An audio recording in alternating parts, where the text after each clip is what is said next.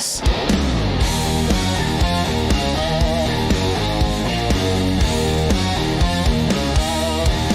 It's me, rocking Coach Amy, and I'm coming at you with bacon, beef, butter. Rock on, stay strong, be you. Keto rock stars. Keto rock stars. Keto rock stars. Keto rock stars. Rock on, stay strong, be you. Keto rock stars. Let's go. Rock stars. Hey! It's me, rocking Coach Amy. Listen up. Be you. You got this.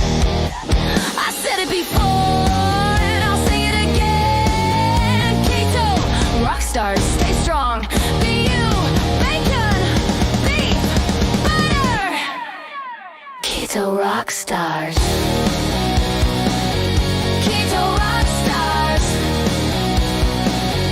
Keto rock stars. Keto on, stay strong. Be you. Keto rock stars. Keto rock stars.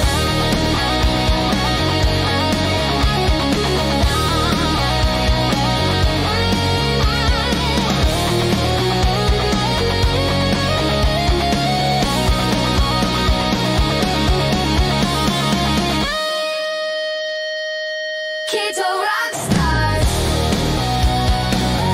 Keto rock stars. Keto rock stars. Keto on, stay strong. Be you. Keto rock stars. Keto rock stars. Keto rock stars. Keto rock stars. Keto on, stay strong.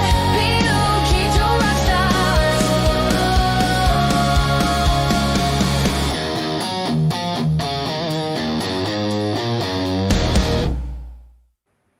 Welcome, Keto Rockstars. How is everybody doing tonight? And we have a special guest with us. This is Kelly, Broken Carnivore. Kelly, hi. How are you doing tonight? I'm doing good. Good. Glad we could reschedule this. I know the last time I tried to have you on, I had a little bit of a technical difficulty. Before we get started on Kelly's story and interview, I want to make an announcement.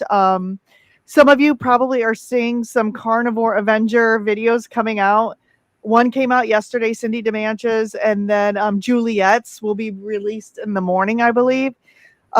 Just so you know, I'm still doing the monthly contest for a free Avenger, but some people have reached out to me and requested that they pay me to create their Avenger and do it sooner. So I am now selling Avengers, and I've been told by Juliet that I'm not charging enough.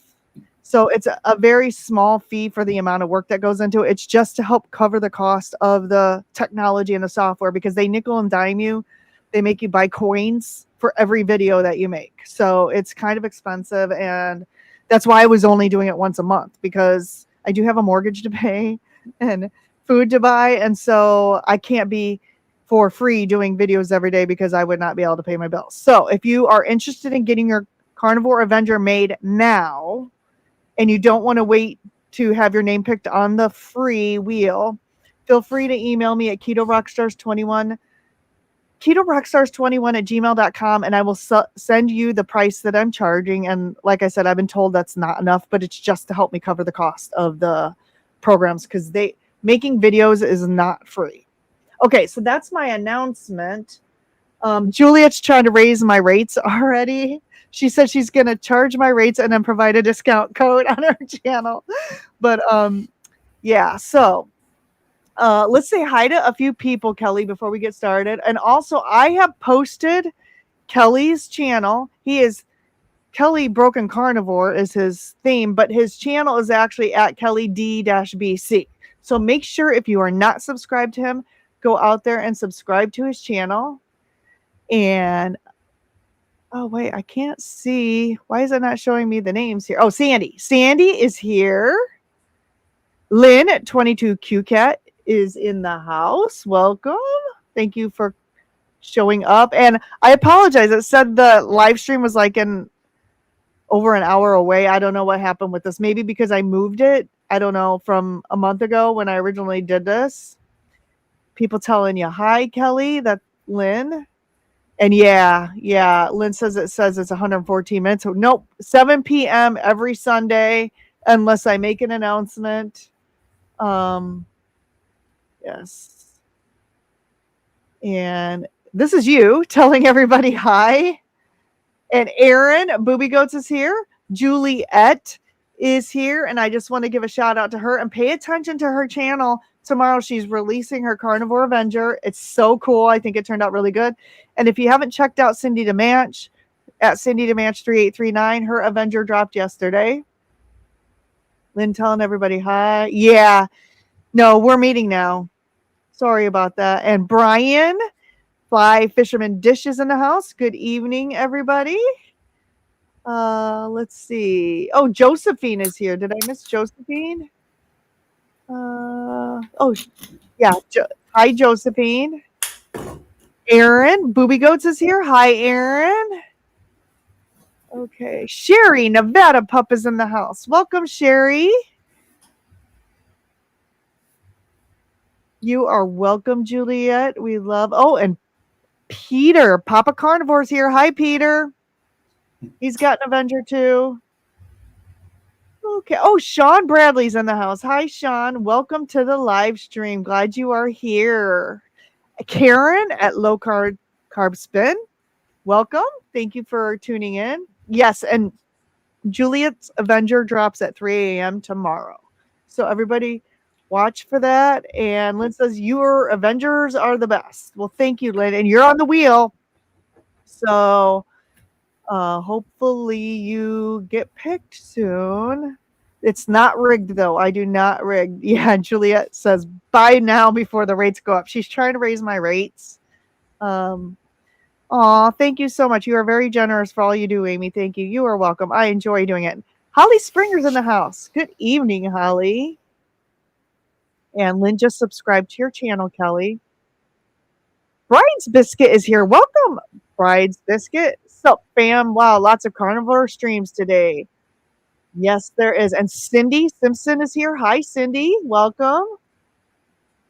Let me make sure. Oh, Thomas, Target Prime Ribs here. Welcome, Thomas. Another Carnivore Avenger. Okay, let's see. Oh, Jerry, my good friend Jerry is in the house. Jerry in the middle of force. Jerry, I sent you an email about getting your Carnivore Avenger made. Yeah, I know. My timing was off. And Peter has a question for me. How are your knees back doing today?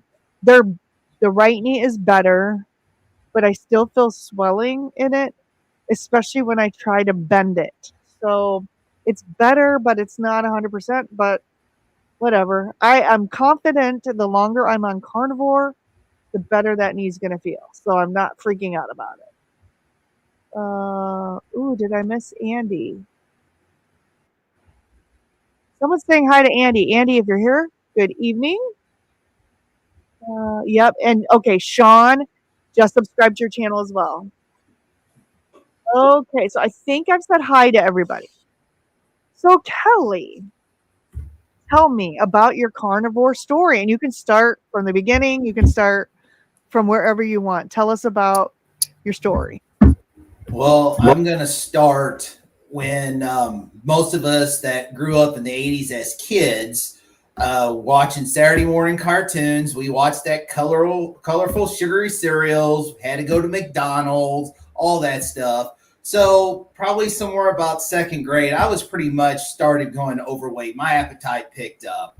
Of course, when we first get the first taste of sugar, probably when we're a baby, when our parents either gave us formula or our first birthday cake, we were always addicted to that sugar. Well, as I grew up, I was always overweight.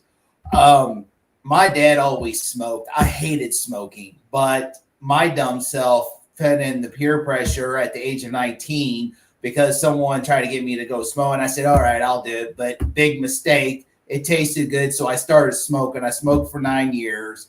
Then I quit. But then somewhere, when life got married, I was in the hospital probably 21 years ago. I almost lost my right leg due to gangrene infection, poor circulation. Got that taken care of. Then 2006, I couldn't weigh myself. And just like all of us, we tried it when we gained weight, we wanted to do the moderation. And I couldn't weigh myself. And I was working third shift in a factory, maintenance. And they had a scale on the back there. So I decided to get on that scale, and I was weighed over 400 pounds. This was 2006 and 7. And I'm like, I got to do something. So just like everything, moderation. I lost some weight, but I can only lose probably 40 pounds, but I could not get past 360. And come to find out, I had varicose veins. I had poor circulation in my legs. And I always had where they took all the damaged tissue, the scars would heal up, but then it bust right back open, and I could never heal over. And finally, one day I said, I had enough of this. And I said, I want to see a nutritionist. I want to see a doctor, and want to see something about this. I had a doctor that said I could have this taken care of. I can send you somewhere to have it taken care of. I should have listened to him, but I didn't. And so I told him that, and that doctor from the urgent care actually knew what I was talking about. He sent me to a vein specialist. I got a nutritionist. And finally, after I had the varicose vein surgery, my weight came down. But then I can only, with moderation, I can only shove it down to 315. So most of my entire adult life, I was probably 315 to 330. And then probably, on and off, I lost weight, gained weight, and then started smoking cigarettes again. Then I quit, and I decided then I end up chewing like Skull or Copenhagen.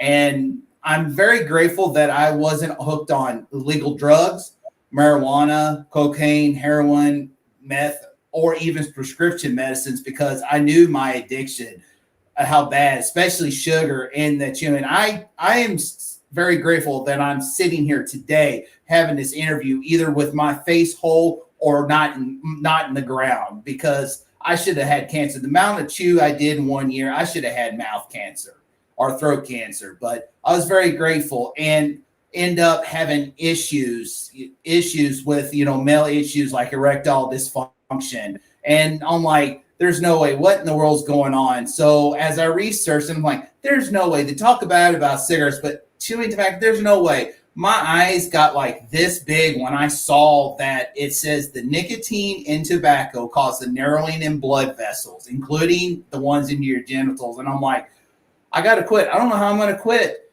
So I kind of slowed down, but then I stopped, I got some electrolytes or sports drinks at a gas station, and I took that chew out of my mouth. I took the spit bottle. I took the almost full can of chew. I threw it away, never touched it since. I just quit. And it took time, and it started healing. But as we starting into COVID, I noticed that I was quickly gaining weight. I was almost back to 400 pounds. This was in 2020, August of 2020. And I'm like, wow, I don't know what I'm going to do here. It's like, I got to do something. So I decided, okay, I'm going to cut out all added sugar, all added sweets, all added desserts, anything with regular sugar. If I can drink my coffee plain and black, I can drink my tea unsweet. I couldn't even quit drinking a lot of diet sodas at that time.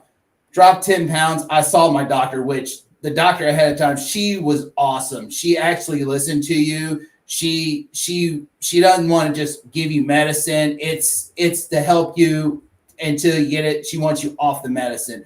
So I remember I took this phentermine back in 2019 that she gave me as I had the blood pressure issue. And I told her I kind of like to get back on that. And she asked me, what are you going to do different than you did the last time? I'm like, how? She knew. I only saw her one time, but evidently she knew. She definitely knew. And I told her, this is what I did. I took all the added sugars out. I said, I took sugary drinks out. And she said, okay, we'll try it. I lost 15 pounds, but then as Christmas time comes, I can only shed about a pound apiece. I'm like, this ain't going to work. And this is where I believe that when I say Dr. Barry, saved my life, is because I was laying in bed. I was watching TV. I fell asleep, and I had it on YouTube, and I woke up and evidently something was what I was watching was related to this video. And I woke up to this doctor and I'm like, and he said, in this video says 7 ways to boost your testosterone naturally for free.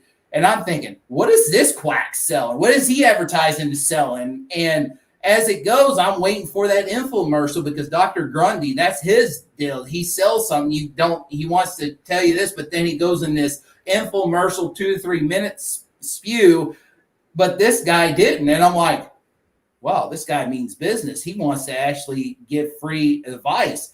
And he did. He gave free advice, 7 ways, and he gave some bonus. And I'm like, this guy really wants to help. This is a real doctor. So I'm like, I'm going to watch more. I subscribed to his channel. I started watching more Dr. Berry videos, and I kept on watching and I watched more. I stayed up till probably 1 a.m. that morning, just watching Dr. Berry videos, taking notes and stuff. And the video that got me to change that way is, he said, why, if you're watching this video and, we always said we're going to start on a Monday. And he says, if you're watching this video and you're waking up this morning, you're watching this video, why don't you start today? Or if you're watching this video at night, why don't you start tomorrow? And I started thinking like, you know what? He's right, because why wait? Because what we're going to do is we're just going to delay it. And then when we come around Monday, we're not going to be determined. We're just going to go right back to our old self. So this is where I started. Actually, this is where I discovered the keto carnivore. I was more keto back then, but I was more of a clean keto. And actually, technically, I started carnivore. I just started the next day. I went to straight intermittent fasting, a 16-8. And then I for a while, I decided to do a lot of more carnivore. I think I did a little bit of keto with the desserts and stuff.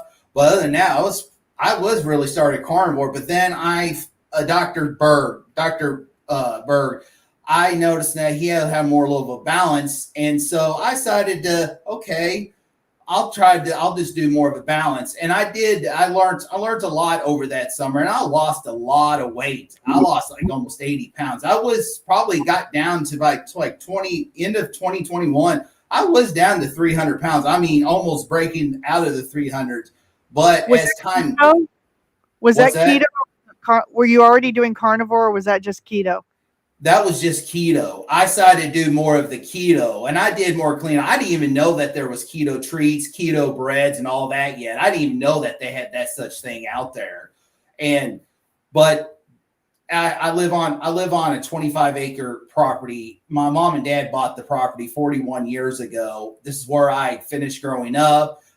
They deeded me some land, so I cleaned up. There was stuff that I let go that I brush hogged, and I cleaned up. And I mean, after I was done brush hogging, I was on foot, weed eating, cutting brush, stuff like that. And I was walking up and down hills and stuff, but felt great. But then I also noticing that as wintertime comes, I noticing that I was starting to have this severe hip pain in my right hip. And it's like, what the heck is going on here? And I'm like, is this something that I could have done, which is possibly damaged in a previous fall from ice?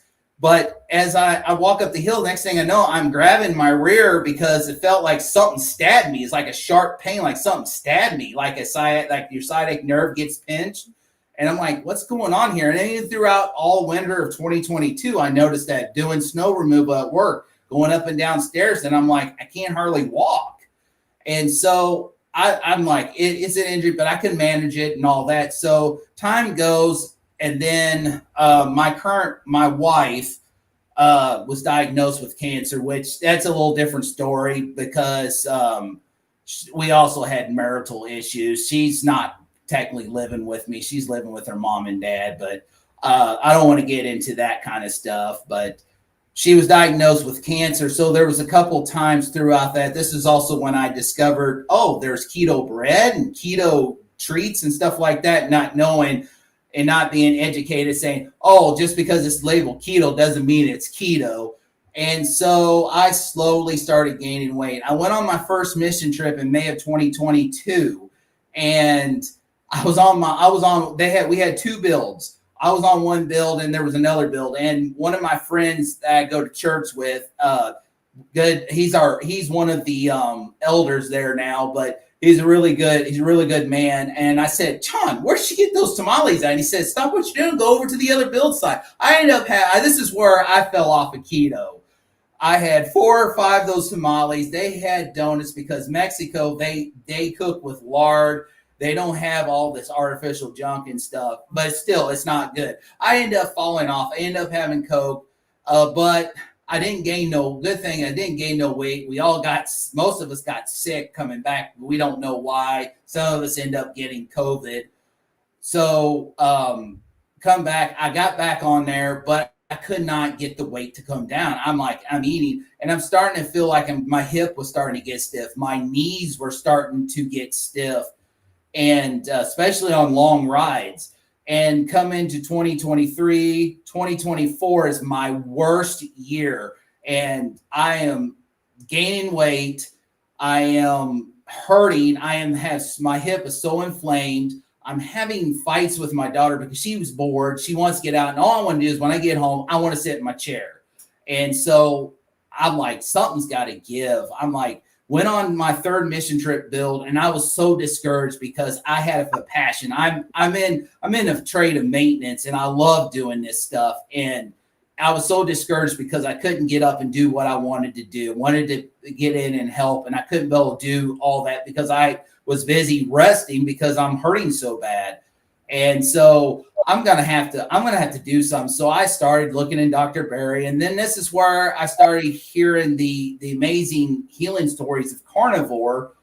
And I'm still skeptical because it's like, there's no way, just eating meat. There is no way. We got to have a balance. But I also wasn't aware of plant toxins like oxalates and lectins and stuff like that because I was eating some of the worst stuff. I was eating nuts. I was eating seeds. I was eating spinach. I was having 7 to 10 cups of greens a day with all of, my own dressing and stuff that I made.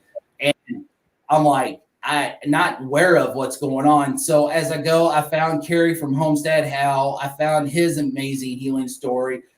I followed that, and I found Bill Knott, and it was amazing. I found Lily Kane. I found Bella Steak and Butter Gal. I found Chris Spath, Laura and Chris Spath. I was starting to find these people. And then as I'm going, I said, no, I'm still skeptical. And this is really, and then also like the last ones that I saw was Carnivore Quest, Larry and Cassie.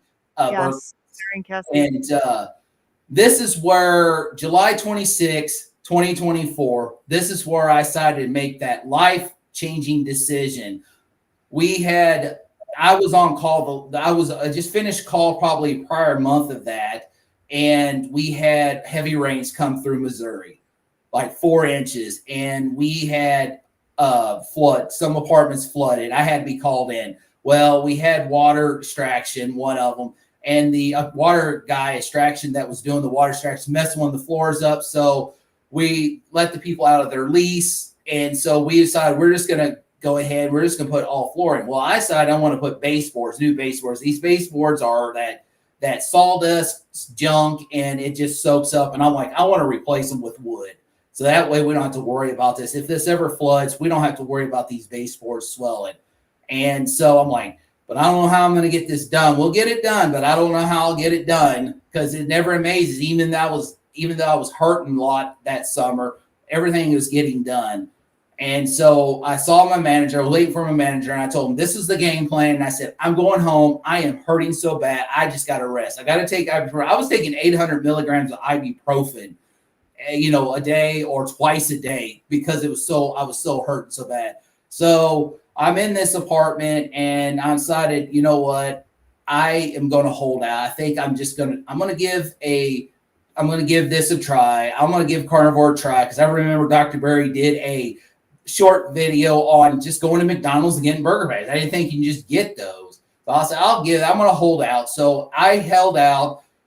We got the baseboards removed so the flooring can be put in on Monday. So I'm like, okay, I'm going to give this is I was like, today I'm going to give Carnivore a try. I'm going to give it a try. So I got those burger patties. The pain somewhat subsided enough. I got home and I decided I am hungry. So I'm like, okay, I'm going to give this carnivore a try. I got out 2.5 pounds of ground beef, 4 eggs, and probably half a pound of bacon. I ate all of it, and I was stuffed. And I was like, I'll gain weight. I know I'll be bigger because I know I was 3. Because I have it written. I record each day. When I do the weights and stuff, so I know which day it is. And I said I started around 338 to 340, and I'm like, okay, I'll wake up. I'm going to gain weight. Weighed myself, and I'm like, this ain't right. I ate all this food, and it's all meat, it's all fat and stuff, and I lost almost 5 pounds. It's like, granted, it's water weight, but wow. So I'm like, okay, I'm gonna give carnivore another try because I know I have a trip coming up. I had a vacation coming up to Nashville, and so I give it another day. I decided I'm gonna have the same thing. I got 2.5 pounds of ground beef, 4 eggs, half pound of bacon. I ate that. That's the only meal I had that day. Next day, I got on the scale. I'm like, this can't be right. There's no way. I'm already dropping more weight. This can't be right. But I said, I noticed I'm feeling a little better. So I'm like, okay, I'm giving another try because it's the weekend. And I'm kind of rested. I kind of did not much. And then I come around Sunday, I decided I'm going to have some ribeye. I hadn't had ribeyes for a while. So after church, I went by the store. I got a 2-pack of ribeyes. I had ribeyes for that day. And I think I had some eggs later on. And then so I wake up and here it comes. I'm like, oh, great. The dreaded Monday. Here we go. I mean, that's like all that pain's going to flare up today. I get on the scale. I'm like, this can't be right. Again, I lost more weight. It's like somewhere it's going to have to plateau. But I'm also noticing I'm feeling a little bit better than I normally would on Monday. So Monday comes around. We did what we need to do because, we're in the first week of August. It's busy, and we're during turn season in our apartment. So come around Tuesday, there's the base day. We're going to put the baseboards back in. And all of a sudden we got the saw set up. Even though the shop was across from this apartment, we took the saw over.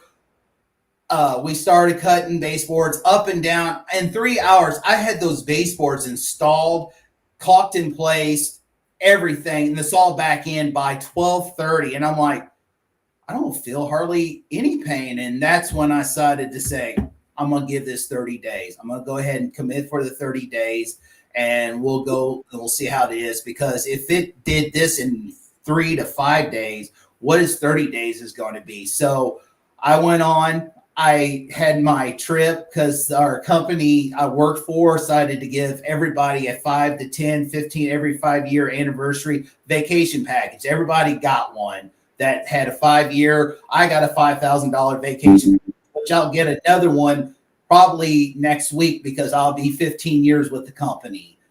And so I went to Nashville and enjoyed it. Me and my daughter walked all over half a day over downtown Nashville, seeing this, seeing that. We watched the Johnny Cash Museum. We went to the Hall of Fame, all this. And if I stood, I felt this, pain. But when I'm walking, I felt great. Next day, went to the Grand Ole Opry, toured. My daughter wanted to see a Boot Barn. So we walked all over that mall there at the Opryland area. Find a Boot Barn, not one pain. I'm hungry. I said, we got to find something with meat. Found this our barbecue place, had supper, went, enjoyed the Grand Ole Opry that night. During the Ryman, I enjoyed it. I enjoyed this vacation. We decided to cut Nashville a little early and decided to go home, but we decided to take probably a 10-hour detour. We went towards Cincinnati, towards the Ark encounter in Kentucky because we wanted to see that. So we went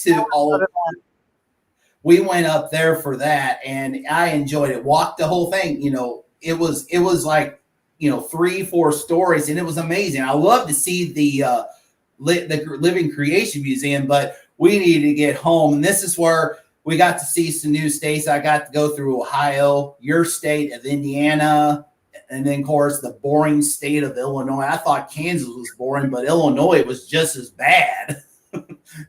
but I enjoyed it. And so got to work, back to work, and I can continue feeling better. The weight was coming off.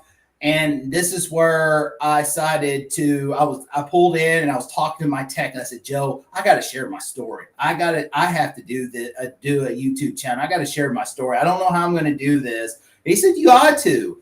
So I bought a camera and I'm like, I don't think this is going to work. I bought another camera and I didn't know how I'm going to do this. And I didn't realize all I had to do was just use my phone.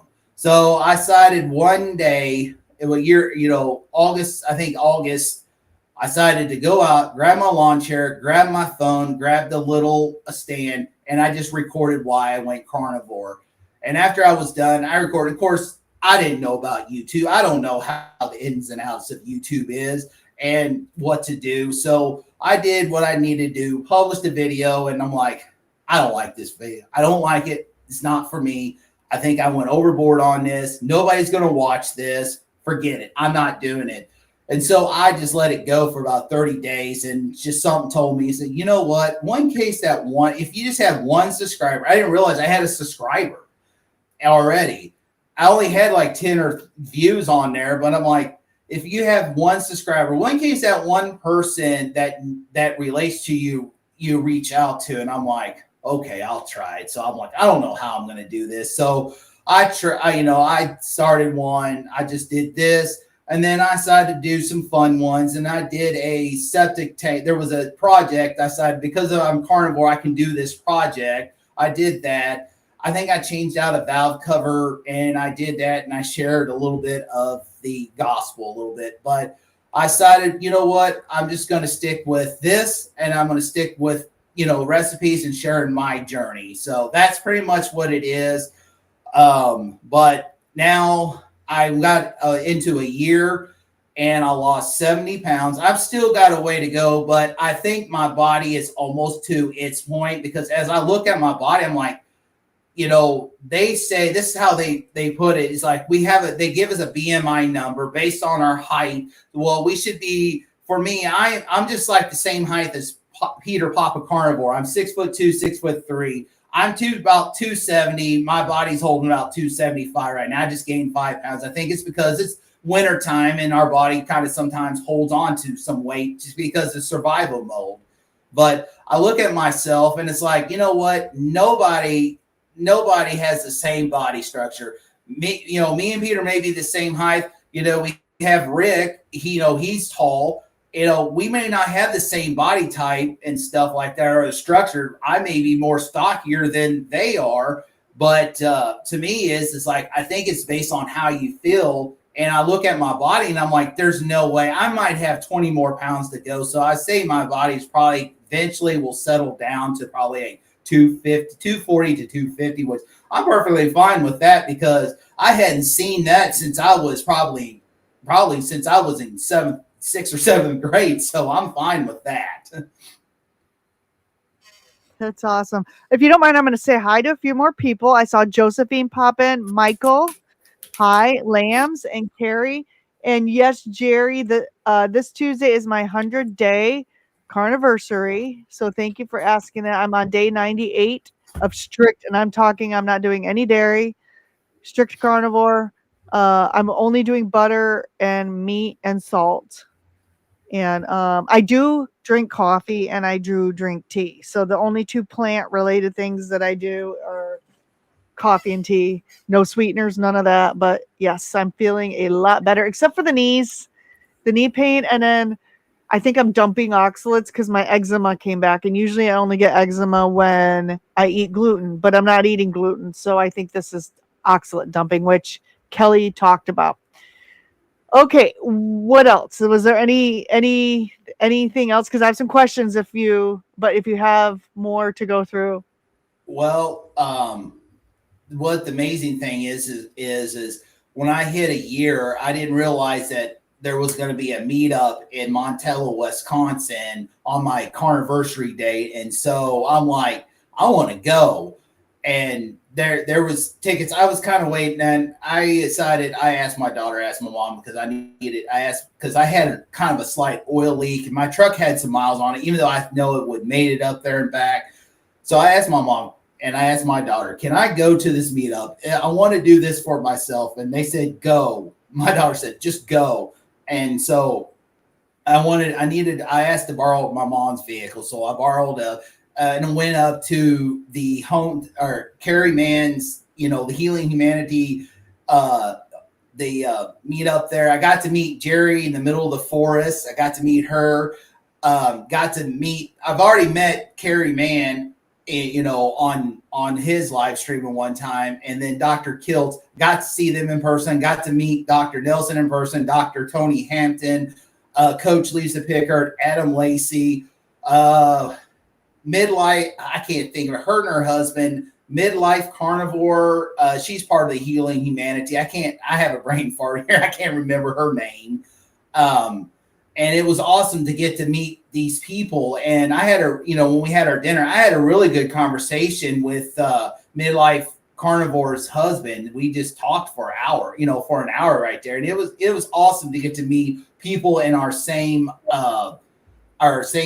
area that we are all related into, carnivore like. And I'm just thankful that I got to go. And so one of my goals is to hoping that I can help host or help be part of a meetup here in Missouri in the future, because I know some of us in the Missouri area or the state of Missouri wants to do a meetup. So I'm hoping that we can do one of those.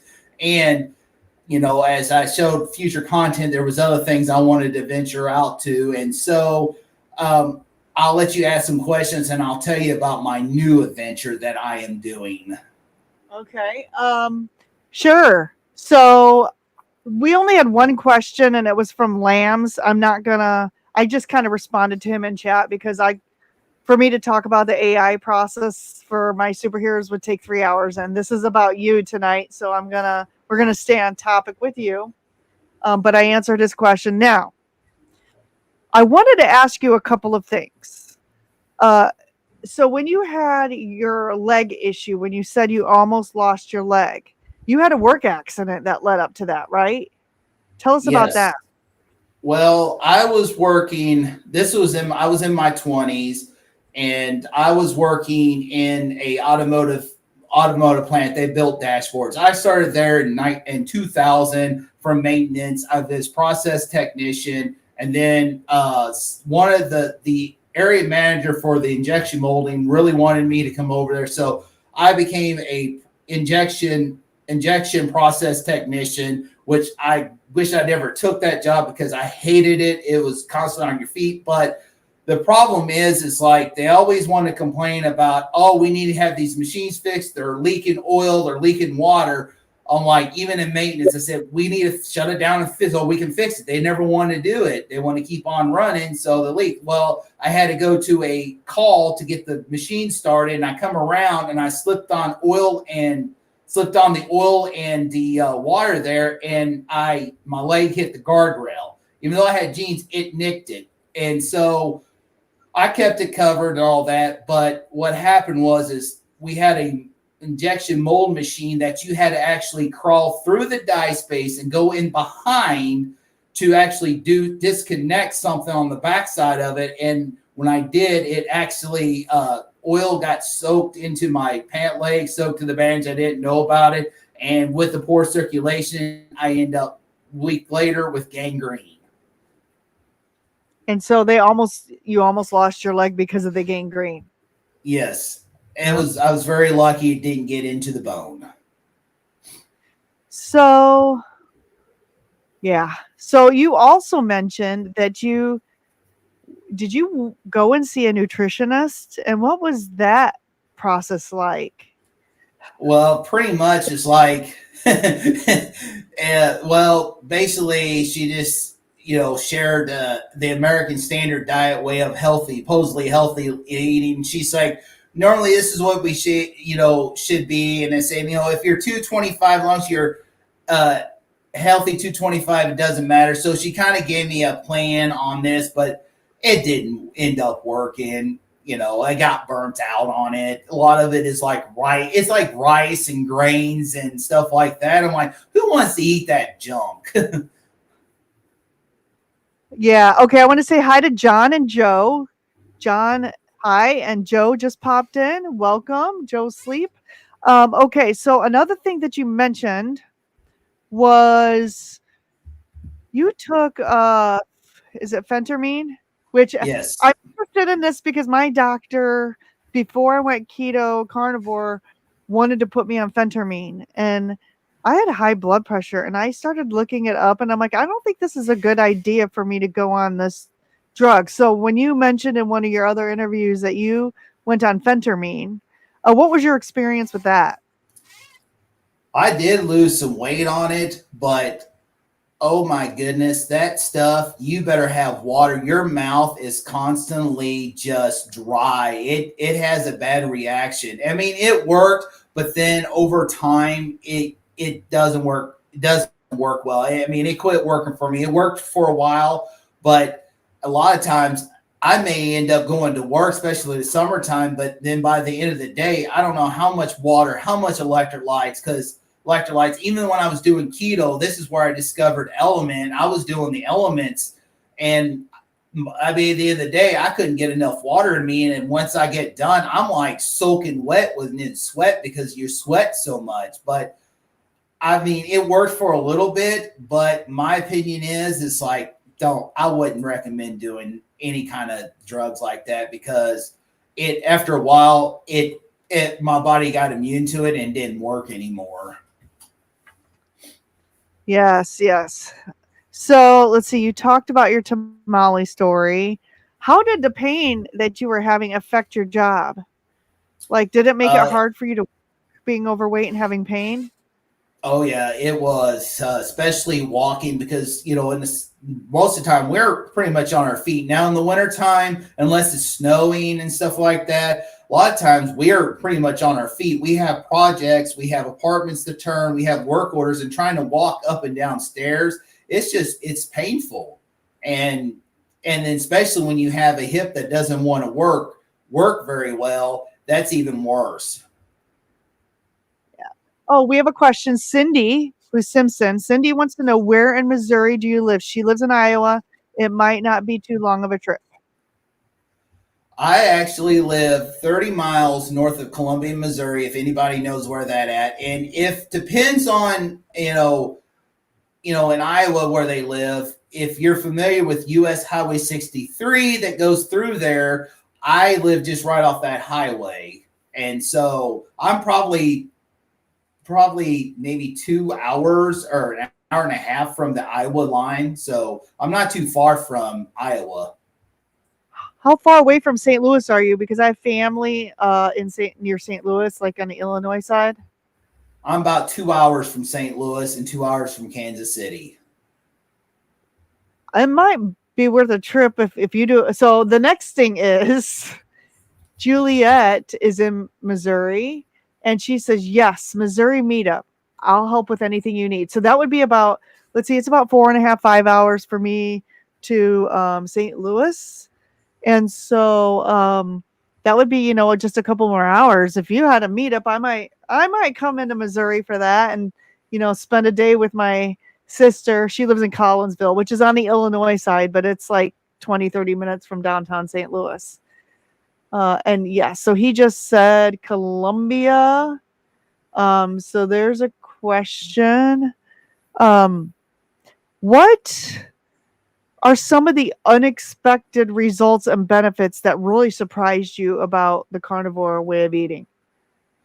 Oh, the chronic inflammation that's disappearing. But then, my main thing when I started this was I'm like, I was going for the weight loss because I was tired of gaining weight. I was starting to get depressed, but not knowing that also it was taking care of this chronic inflammation. But I noticed within a week, I was never diagnosed clinically, but I know I had sleep apnea due with chronic inflammation. And I know 6 years ago when we were in the hospital, my dad had AFib and he had a massive stroke, and we were there waiting for him to pass on. And the nurse walked in, said that I know you have sleep apnea. I knew I had it because I snored really loud. But I also noticed that I started sleeping better. I noticed and I started having more mental clarity. And I'm like, wow, as time goes, and it's like, The only time I really snore is if I relax and take a nap in my chair or my recliner in the living room, and I maybe don't have it all the way back, and or I decide to take a quick snooze at work on my lunch break, and I cut my airway. That's the only time I snore. Other than that, I sleep right through the night. I go to sleep, and then next thing I know, the alarm is going off, and I'm like, wow, where did the night go? Okay, so have you had any negatives to eating the carnivore way of life that you know of? Like, can you think of anything that's negative, or is it all positive? It's all positive. I really had no negative effects on it. It's pretty much positive. You have the people will say, carnivore. You're on the carnivore diet. Isn't that bad for you? Aren't you going to worry about a heart attack? Nope. I'm trying. I'm like Rick. Nope. I'm going to try for my heart attack. Like I used to take blood pressure medicine, and last year I could have got off of it, but I decided to drop it from 5 milligrams to 2.5. I originally started on 10, and so in June I decided I don't even need to take this stuff. So I quit taking it. And my blood pressure stays, within, I'll wake up in the morning. My blood pressure sometimes can be 101 over 61. I think one time I checked my blood pressure and it was below 100 on the high side. But then when you're active, I check it throughout the day. If once I even tried to, I did something physical, in the shop, trying to get I got my heart rate up. I couldn't even get the blood pressure to go up above 125 over 75. And it's like, now my blood pressure is good. I don't need this medicine anymore. That's awesome. We have a comment here from Jerry. She says, Kelly, my husband at 300 pounds met with a 375-pound dietitian. Nuff said when she pushed the SAD diet to him too. Has anybody noticed that these dietitians themselves and some doctors too, like, look unhealthy? I noticed they were interviewing one on a local TV channel, and this lady was a dietitian, and I don't want to pick on anybody for, their profession or their weight, but let's just be real here. If you are trying to lose weight and you go to somebody that they themselves are in worse condition as you, and they are supposed to be knowledgeable in this topic, I mean, what do you think? I mean, it's obviously going to make you think that whatever they're doing or they know about isn't working. Yeah, that's amazing. It amazes me because it's like you push this diet, all this grains and stuff. I went, when I started this carnivore, I seen my doctor, which I will be seeing him because he had me on every 6 months, but I think it's because I, take medicine, but now I'm not going to be taking medicine. So I'm going to try to go a yearly if you want, yearly or as needed. It's where I want to go because it's like, I don't need to go to a doctor because I'm taking care of my health and I feel great.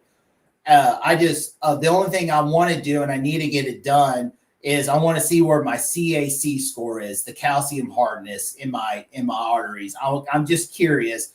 I do see the same heart doctor that my dad used because he had AFib, and at that time I'm unaware. You don't know, is it hereditary? Could this happen? Which I think a lot of it is our poor choices of habit that cause it, the poor standard diet, and drugs and any addictions and stuff like that. I think is what causes our health issues. And so I saw my doctor, and I'm like, when I go to the doctor in October of last year, I want to be below 300. I didn't make it, but then I get on the scales there at the doctor's office, like 280, 298. Woohoo! And so he noticed that I lost a lot of weight, and I told him, I said, I'm feeling better. I don't have the chronic inflammation like I did and stuff like that. And he says, what are you doing? I said, I'm doing a carnivore diet. And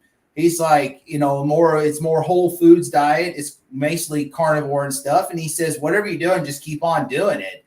And I went to see my heart, the heart doctor. And of course, he noticed in something that was unusual in the EKG, because they always give you an EKG. So he recommended doing an echocardiogram. It's like, well, if there is some kind of underlying health issue, because carnivore diet is not causing it. It was from the past. Did I damage my heart from chewing? Did I damage my heart enough or my blood vessels to cause any issues?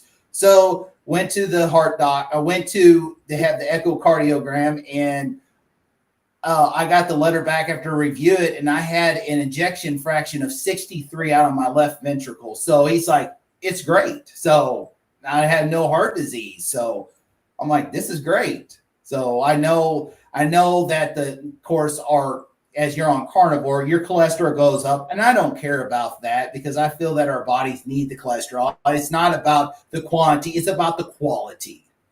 Yes. And so I'm on the fence about the CAC score.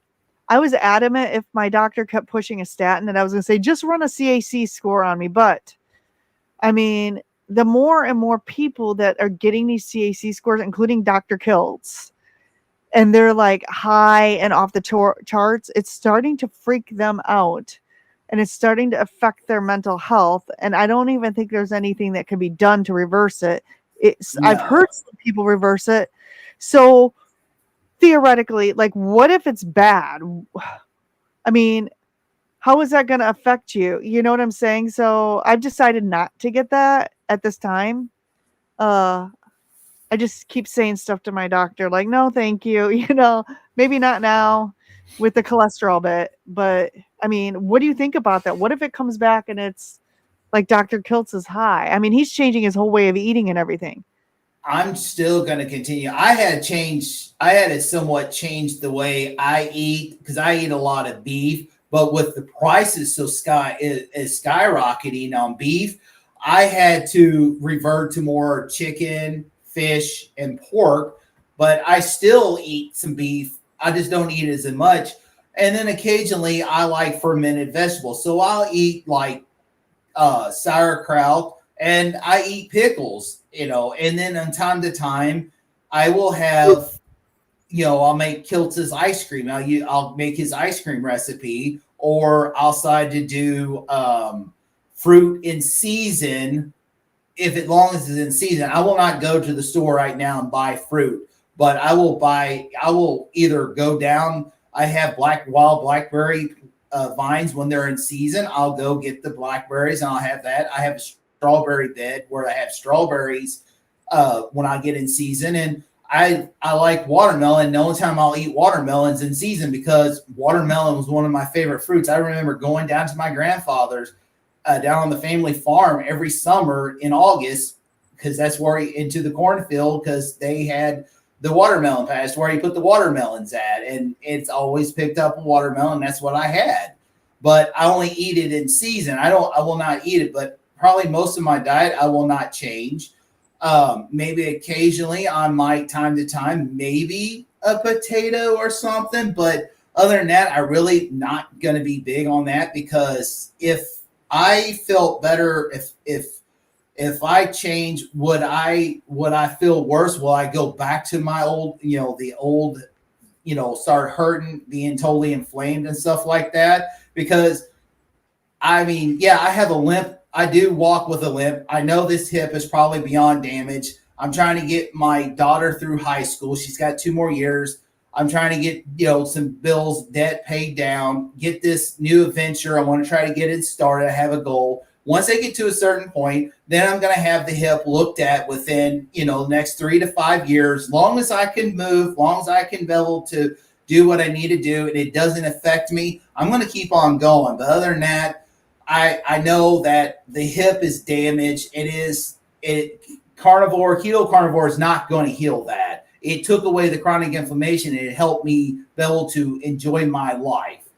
So that's some of the things I'm going to do. I'll be curious to see what is diagnosed with your hip, because I've had 3 left hip surgeries. So I'll be staying tuned for that. Okay. Rick has a question, and I want you to talk about your new venture once we answer Rick's question. So Rick says, why does gaining weight make people depressed? Is it because of how it looks or how it makes you feel? And I'm going to answer this, and then I'm going to have you answer it. Let me start by saying when I was almost 300 pounds, I was a happy fat person. Okay. That's why I never wanted to, I mean, I'm like, I'm happy. So what if I'm a little, overweight or whatever, obese or whatever the word you want to use? It wasn't until I had hip pain and I had to go on crutches several times. And that's very hard when you weigh that much to be no weight bearing on, a limb. And so finally, that's when, and I wasn't depressed. It was just because of all of my surgeries, I felt it was necessary to lose this weight. It was like when you hit rock bottom about something, that's kind of where my rock bottom was. Now, right now, when I gained weight on Carnivore, it wasn't a depression. It was, oh, heck no. I spent all these years losing 110 pounds. I am not about to let that scale go back up. It wasn't a depression. It was and second of all, my clothes fit. I've already gone through buying new wardrobes several times on the downslide of losing 110 pounds. I wasn't about to have to throw my clothes out and go get bigger clothes again. So it wasn't a depression. It was more of a, no, this isn't happening kind of thing. I've worked too hard to get to where I am. I have lost some weight. I don't want to talk about that in this live stream because this is all about Kelly. Now, Kelly, what are your thoughts? Now, you said you did have depression. So what are your thoughts? I did, before when I gained weight, I never really had depression and stuff. And it's like when I got to a certain deal, I'm like, whoa. I gotta do something. I am almost back at 400 pounds. I was like this in 2006, 2007. Ain't no way I'm going back, and I'm almost there. And so, you go into, okay, I got to do something. But this last time, the reason why I felt so depressed is because I felt it was hopeless, because it's like what I thought I was eating healthy, and then on top of this, I'm just putting more toxins in my body, not knowing that what I thought I was eating healthy, the healthiest I was eating, that I wasn't eating healthy. And then on top of that, hurting. And then you feel like everything is just hopeless. I'm like, this is the way I'm going to be. I ain't going to be able to enjoy life. I'm going to be morbidly obese the rest of my life. This is going to be hopeless. But then, of course, that's when I had that trigger. It's like, I got to do something. Otherwise, I will be depressed and I will be 400 or 500 pounds sitting in a chair, lose my job, and not going to enjoy life. And then I'm not going to have a good relationship with my family or my daughters. So I'm like, I got to do something. And basically, that's one of my whys was I done this for them because I want to be there for them. I want to be there for my youngest daughter as she finished school. I want to be there when they walk down the aisle, when they get married in the future. I want to be there and enjoy my grandkids in the future. So, that was one of my whys. It's like, forget about the depression. So I went from getting depressed and hopeless to let's go, let's do this. And of course, it took an extra 30 days before I ever made that decision, because every time I got on the scale, it's like, oh, this is hopeless. And then I get home, it's like, it's even more hopeless. And then you get in a fight, and all I want to do is sit here. It's hopeless.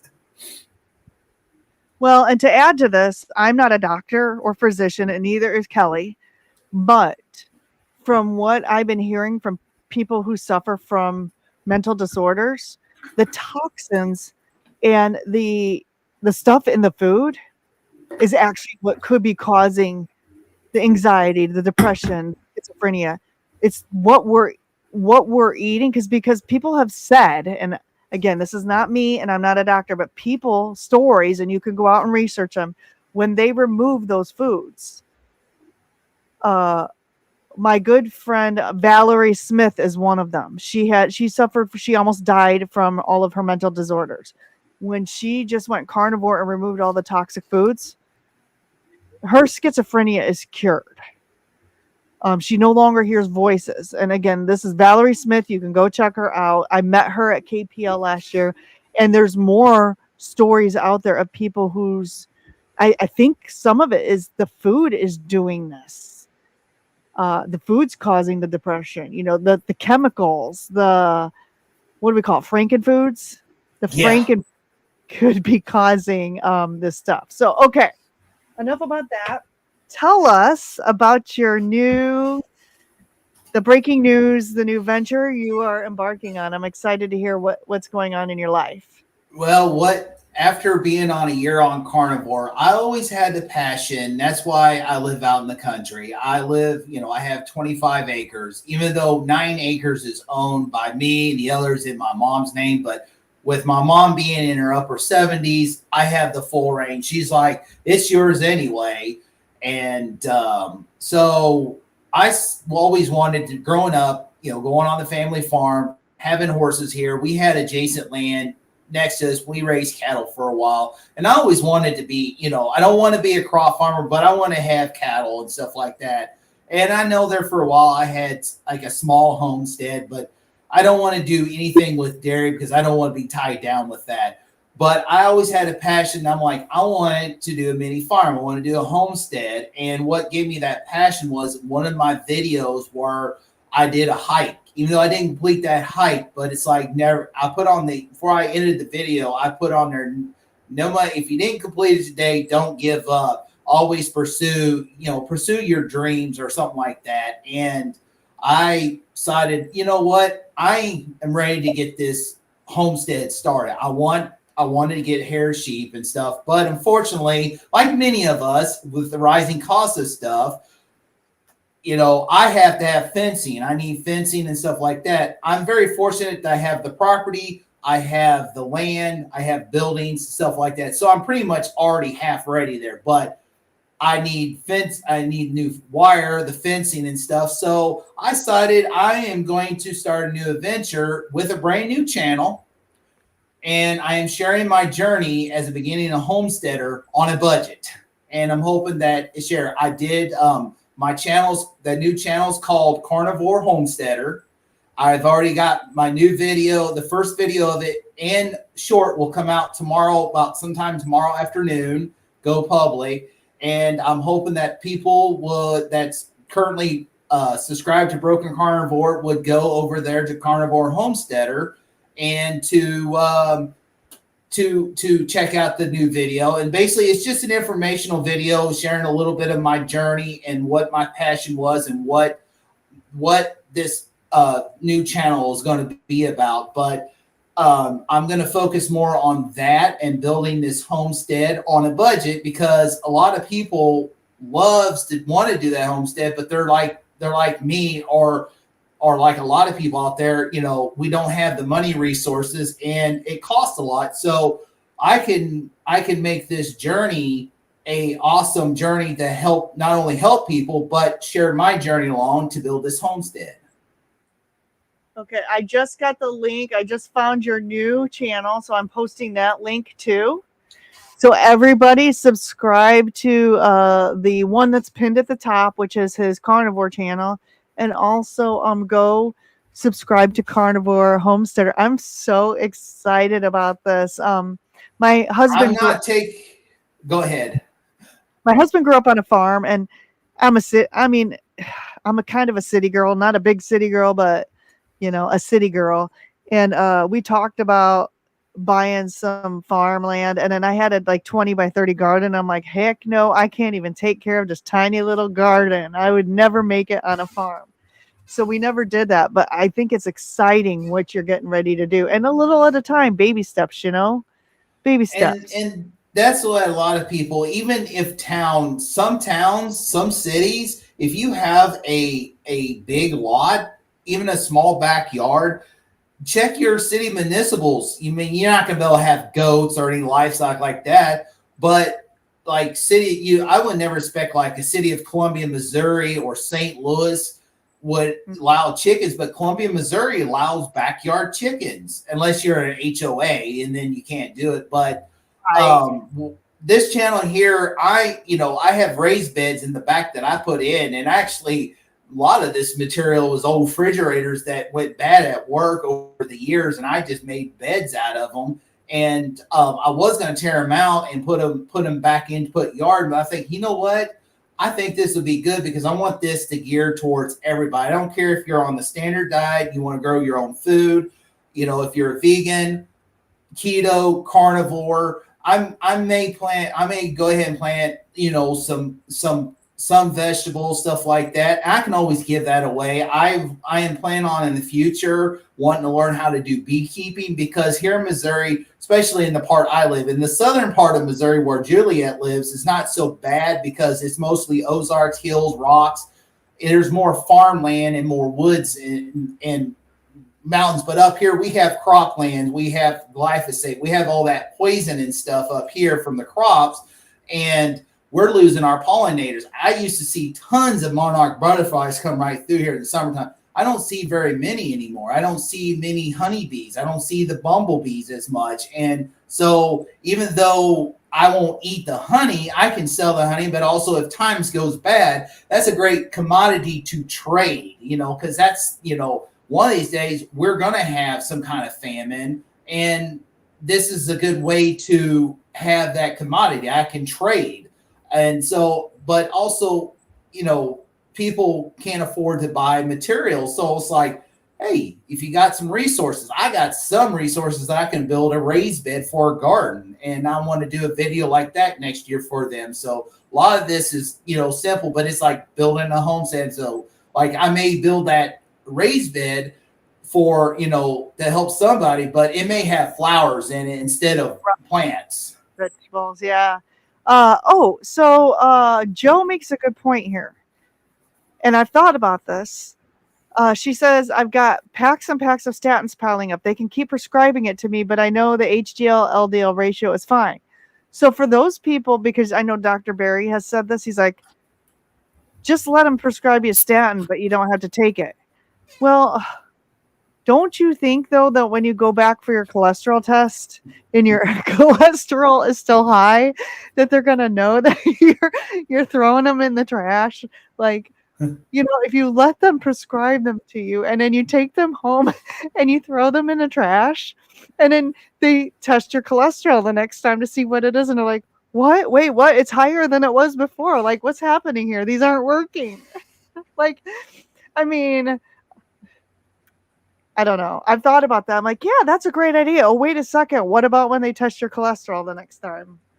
So I don't know. That's just something funny that my mind always like goes through every like scenario when people say stuff. And so Joe, post in the comments what you tell your doctor when they test your cholesterol and it's still high. Like, oh my gosh, I guess these just aren't working very well. I mean, what do you say? Yeah, I'm just curious. I never had the statin talk, and I don't know if I will take them, because I'll probably say no. If I'm going by how I feel, if I don't feel good, because one of the things, the first sign of heart disease, I never had heart disease, but I know that from smoking and chewing, you're wrecking your heart, you're having issues, so you're always short of breath. That is one of the signs. My dad had heart surgery in 1983 when he was way younger than I am today, and he had heart surgery, and the first thing he noticed that he was short of breath and he was tired. And what saved him it was my very first family doctor. He went there, the doctor prescribed some medicine, and he said he was fine. Next thing you know, he goes there and starting to feel the same thing. And his doctor says, you need to go to Columbia. You're on the verge of having a heart attack. He knew exactly what was going on. And my dad had an open bypass. So if, you know, one of the signs of heart disease is you're always going to be short of breath. You're constantly going to be exhausted. So once I'm feeling great, I'm going to go. If I start feeling bad, I'm going to go to the doctor. But I know for carnivore, it's not the diet. It's something that I did in the past. Is my heart damaged beyond, you know, something because of smoking or because of chewing? But other than that, just like my brother, because they always said, oh, heart disease is hereditary. It runs in the family. Well, yeah, it did run in my family.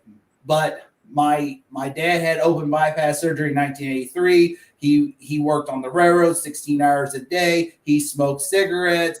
He never drank. He did party in his younger days, but he never was an alcoholic. He only did it every once in a while. He'd get drunk.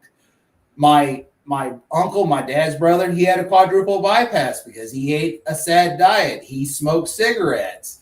And my brother had a massive heart attack at 39 because he was doing drugs. And of course, I was probably heading down that same road because I smoked, I chewed. And so I think what stopped it is because I decided to quit to get healthier. So, but it still doesn't mean could I have an issue in the future from it because what I did to my body in the past 40 years than I did versus the last year. Yes.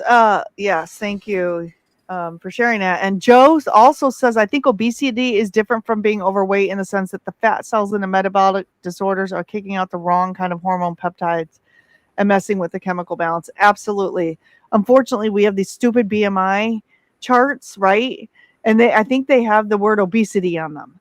So what they're gauging obesity by is these stupid BMI charts, which, I mean, I'm at 166. I'm bordering obese and I'm 5'9". Like, this is the thinnest I've been in years. I was 145 in high school. So like, I am not obese. Half of this is probably just skin from losing all the weight when, under my arms and stuff, but whatever. I have a smart scale, which the smart scales, you can't go by what the smart scales, because the smart scales is set as the standard, whatever you are. Cause I get on there and it like, I hadn't waited in a while. Cause I was like, I want to make sure that I'm in check. I get on there, it says it's 275.6, which, it's winter time. Sometimes we do gain a little weight because slow down. It's getting colder. Our body's going to survival modes. And I didn't, 5 pounds, I'm not too worried about gaining 5 pounds here because next week it may be gone. And so this BMI number thing, we always heard it for the last 20 years. And for me, it says that I am more really obese at 270 or 275. And it's like, I look at myself and I'm like, there's no way. I'm a pretty stocky guy. And I may get down to 240, 230 to 240, but still, that's declaring that I'm still overweight. And it's like, I don't even look like I even have 20 or 30 more pounds left on me because one, muscle mass weighs heavier than fat mass. And I don't look like I have that much more fat on my body. And most of this is just loose skin. And I'm like, no way. Right. Well, and the other thing is my doctor told me this, and Dr. Kiltz has said this too. Having fat on your body doesn't make you sick. Like my doctor, when I got down to 148 pounds last year, she's like, do not lose any more weight. And she's like, the reason is if you get sick, like if you get a serious sickness, probably like cancer or something like that, you need a little bit of fat on your body to help feed you. And, if you're sick and you lose even more, you know what I'm saying? You could lose more weight from being sick and it's not a good thing. So and Dr. Kiltz said that too. He's like, having a little bit of fat on your body is probably a good thing, just metabolically. Now, being 300, 400 pounds you probably are metabolically sick, but being 20, 30 pounds, of fat on your body probably is not a bad thing. Just because it just means you're healthy. And our bodies decide where they want to be, at different times. And that's where my body, I got down to 270. I was down to 270 since February, and my body's been holding to this for a while. Granted, probably my body, for a while was probably in a healing stage, and sometimes we may have to change it up. I may change it up and tighten up. I only did one like a longer term fast, but it's because last December I had was recommended to do colon screen. I'm like, colon screen, isn't that over people over 50? And then they said, no, it's recommended for over 45. And then it dawned on me, wait a minute, it's because the rates of cancer is skyrocketing. I'm like, I've been on carnivore, and now I know what they meant. So I'm like, you can go get Coloregard or you can go get a colonoscopy. And I'm like, let's just do this because, that could you go have the colon, whatever, the Coloregard, it could give you a false positive. Yeah. And so it's like, well, you know what? If I have something there, they can remove it, or if something's not right, let's get it taken care of. I'd rather have them take it. The scan results were great. They said there was no polyps in your colon at all. And I'm suspecting maybe I have one or two of them in there at least because of, eating, the sad diet. But no, they said, no, it looked good. There was none. I'm like, awesome. Because they even give you a pictures of each colon, each spot of the colon where they go. I'm like, wow.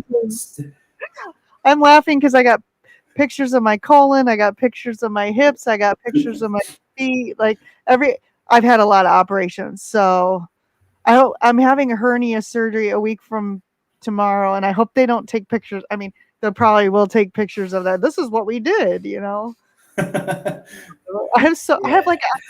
need to make a scrapbook for Carnivore of like all the pictures of my body parts. I could, with little stickers and cutouts and everything, whatever. So anyway, Lamb says, for me, it was wrong foods that both made me fatten up and make me depressed.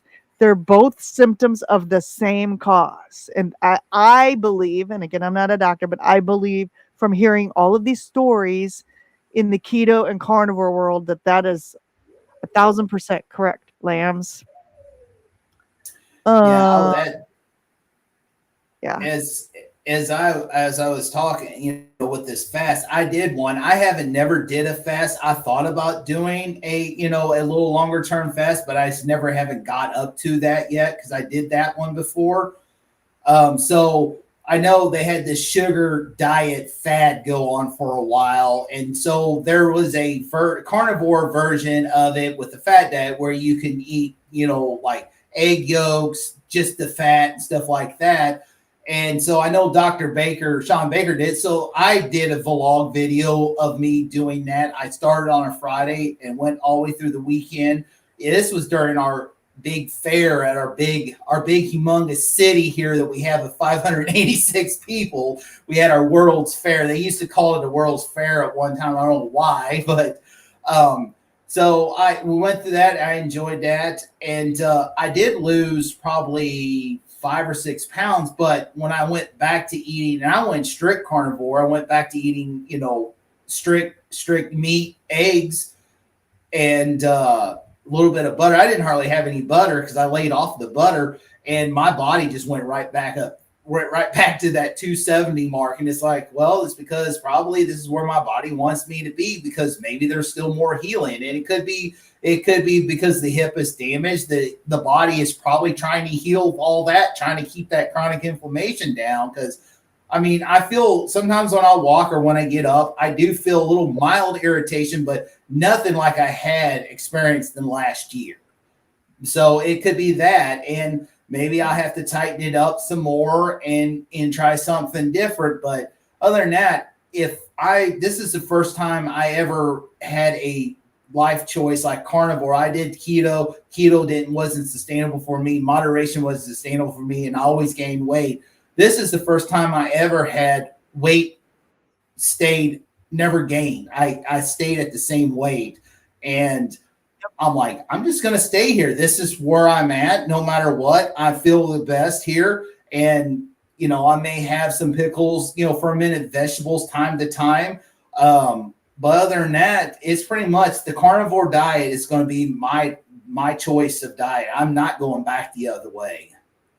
I'm feeling really good on it at 100 days in too. I'll be honest with you. And my husband asked me, when are you going back to keto? Because he feels bad because I left him behind on keto. And I'm like, I don't know. Not now. I don't know that in my mind, he's not watching, so I can say this to all of you.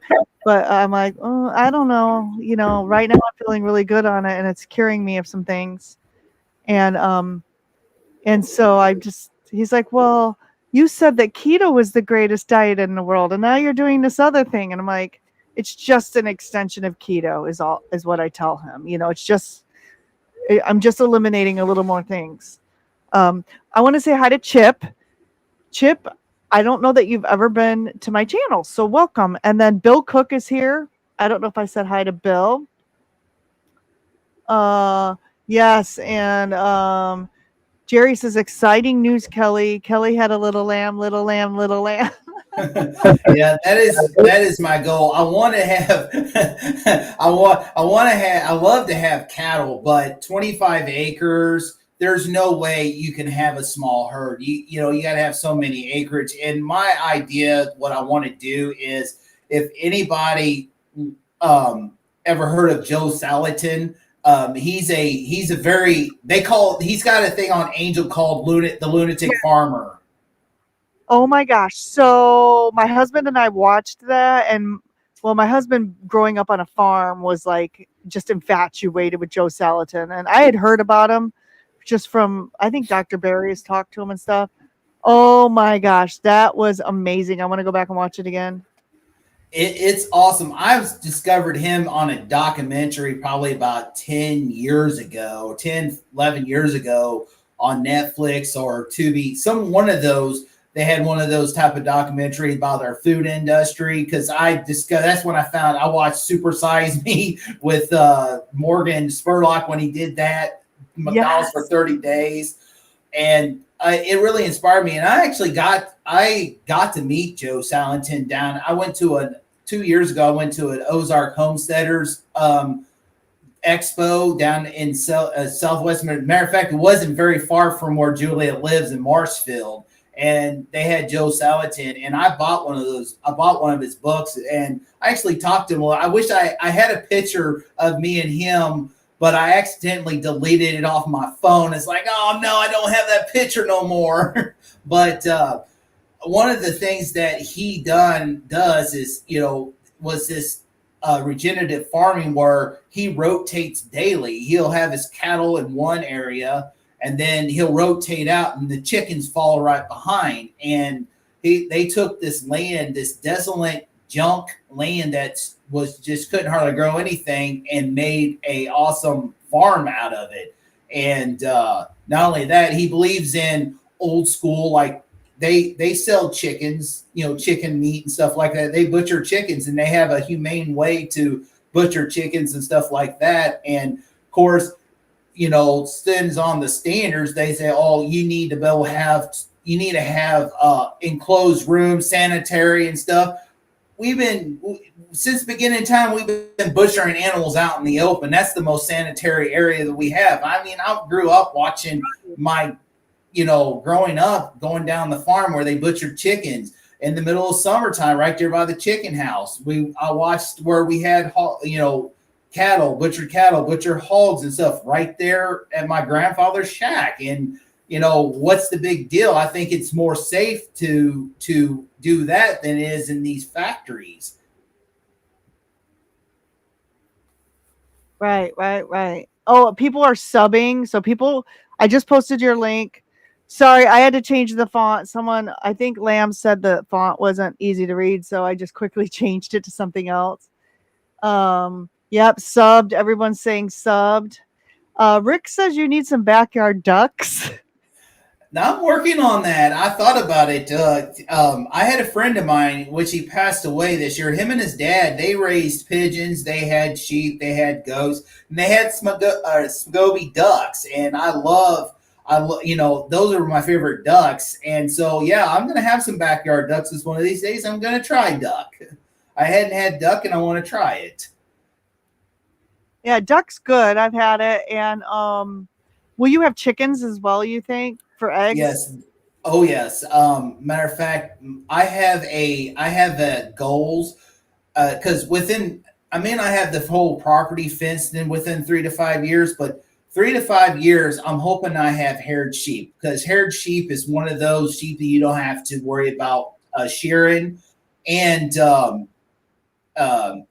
I want to build because I want to make it easy, minimal amount of work. I don't want to make it hard. I love farming, but I also don't want to make it a chore, especially because I still have to continue to work to pay bills. So, I mean, it's more like a hobby, but also eventually this is the way of life I want to live. And I want to be more sustainable. Also, one of my goals is hopefully next spring, that I'll probably have a video series of building a chicken coop, affordable, like I'm planning on budgeting and stuff like that. So going to Lowe's, going to the lumberyard, pricing stuff like that as I go, and then get the materials, because I already have part of the materials already here. So some of the materials I can resource, the other materials I have to plan, budget, and then I can build it. So yeah, it's going to be awesome. I thought this would be a great way to go, and it'd be the adventure that I always had the passion for. Because, I'm not going to get rid of Broken Carnivore. Broken Carnivore will still be there. That channel is to help people, but I'm going to focus more towards this carnivore homesteader. So you're going to see the Broken Carnivore blended into this new channel. Because I'm gonna learn to make my own soap. I mean, I buy the Beast Mode soap once a month. I buy, kind of stock up. I make my own deodorant. I'm gonna make a video on that as part of homesteading. I make my own deodorant. I make my own lip balm.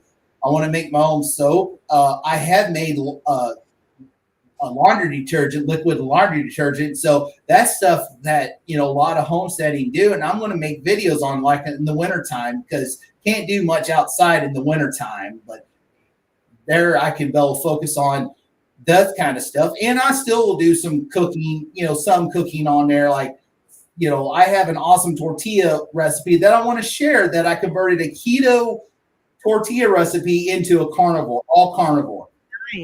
Nice. So Joe answered my question. She says they just prescribe more statins.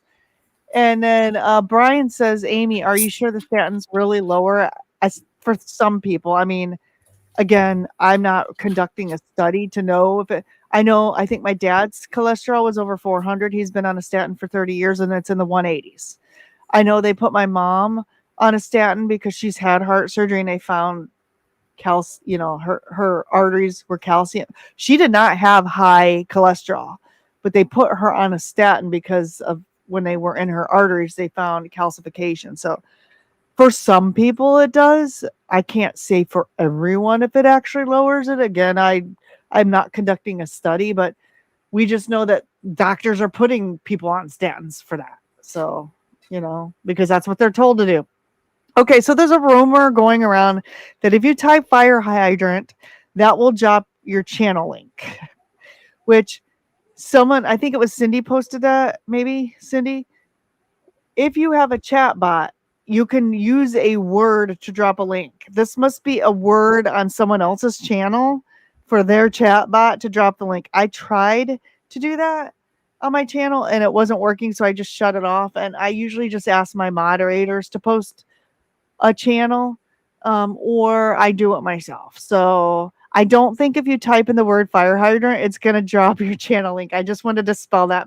Yeah, it's not working. It's because my channel, the word is not fire hydrant. So someone got that from someone else's channel. It's not going to work on my channel. So here's a good one. Peter says, should I add carbs into my carnivore diet? Seems like that's all the rage right now. What do you think about that, Kelly? Have you been hearing this?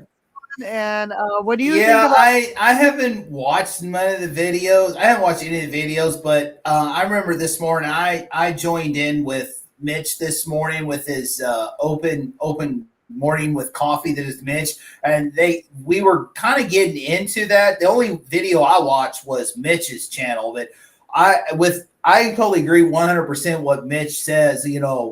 If you are insulin sensitive or you could be able to tolerate it time to time, do it. But I know for me, if I go back to eating carbs or do whatever they said, I would end up be back to where I'm at. Like, there's no way that I'm going to go to Texas Roadhouse and I'm going to have a roll because I know it's all over. Because I can't just have one, I have to have two. And yes, I miss having bread. The reason why I won't eat that is because if I just have one, I'll be okay. No, I'll be like what Peter said. He talked about where he works at, they bake cookies and it was for free. Yeah, I can't just have one. I'll end up having 2, 3, 4, 5. So that's why I will not eat anything with carbs in it. Now, the only thing that's closest that I will have anything with carbs, and it doesn't affect your blood sugar as much, or that's what they say, is allulose. I have a monk fruit allulose sweetener that I don't eat very much because I'm not going to go through it a lot because it costs $16 for a 8-ounce or a 1-pound bag. It's expensive. So every time to time, I might sprinkle that in when I have Kilsa's ice cream. Or Courtney Luna had a great idea where I took heavy whipping cream, regular pork rinds. I'll sprinkle cinnamon in time to time, and I'll put some of that allulose in it. Or I'll take the pork rinds like I did with the popcorn one. I'll do the butter and I'll put cinnamon, and I did that allulose sweetener, and I made it's like having a cinnamon roll, and I don't have the cravings like I would if I ate the cookie or if I ate the bread or even the keto treats. Like I never had the issue when I made the keto desserts, but when I bought the keto treats and stuff, that's where I had the issues at. Yeah. So this is funny. Sean says, I ticked my doctor off when I got my cholesterol test back. I did a fist pump and said, yes, new high score. Gets a game to see how he can get his cholesterol. Peter, maybe my almost 1,000 days of carnivore isn't enough, and I should add a bunch of potato, honey, and fruit back in. Oh, don't do it, Peter. Don't do it. That's a thing too, And Peter, you said you wanted me to interview you for your 1,000 days. Send me an email, ketorockstars21@gmail.com. I better not see you on someone else's channel doing a 1,000-day interview because you asked me. Just saying. I might cry. But here's the thing. All these we're all influencers. All these influencers out here, and some of them are very knowledgeable. I didn't click on Kelly Hogan's video, but hers was something about add carbs back in. And I don't know if that was a clickbait thing and she's not really doing it. She's just talking about it, or if she's doing it. But what we do with the information we get on YouTube, what I do, I take little bits and nuggets of what people say that I think that makes sense to me, and I think they might be onto something, and I put that in my brain for later, and then I do my own N=1 experience, my own. If someone says something, I may not do it right then and there, but then when our bodies stall, we gain weight, we go through, especially women. I can't speak for men, but hormones in a woman's body are vicious. That's all I got to say about that. And so I've been on a roller coaster for years, 30 pounds here, 30 pounds lost there. And so you got to sometimes switch things up for your body. And so then I recall all of these nuggets that I heard from somebody. I'm like, maybe it's time to try that. I don't think that will ever include increasing carbs. I'm not saying that I'm never going to eat a vegetable again, like a non-starchy vegetable. I'm not going to say that. Maybe I will. I don't know, but I'm never going to just be intentionally like you said, going to Texas Roadhouse and eating the rolls with the cinnamon butter or anything like that. It's just not going to happen. Yeah, I'm always one of those time to time. I'll have a little bit of that. I may say, okay, I may get a potato and I may cut it up and I may cook it in tallow and have French fries time to time. The one thing I will not go back to eat is spinach, leafy greens, any seeds, nuts, and stuff like that. No grains, no almond flour, no coconut flour, nothing like that, because that stuff is what harmed me when I was doing keto. And if I was more aware of what I know now than back then, I probably went ahead and went carnivore 4 years ago or almost 5 years ago instead of just going keto first. Right. Right. Exactly. It's taken me 7 years to get to carnivore because I was so successful on keto and ketovore.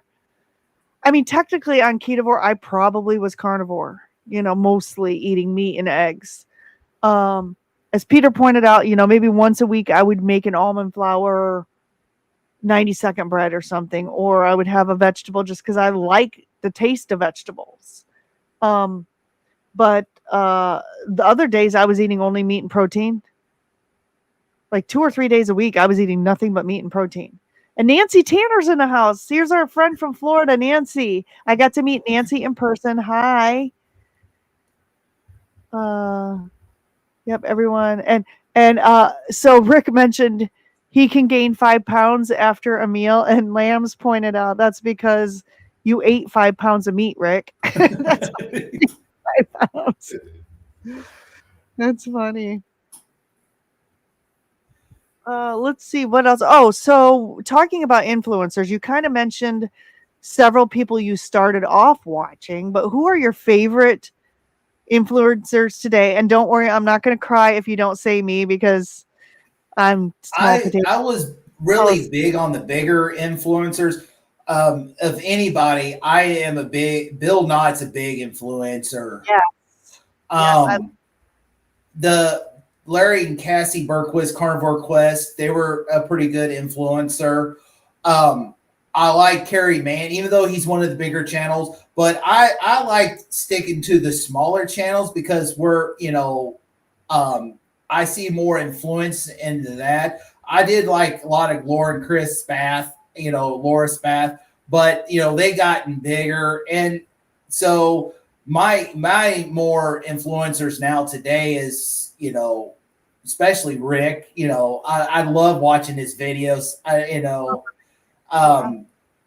You as well. Thank you. Let's see.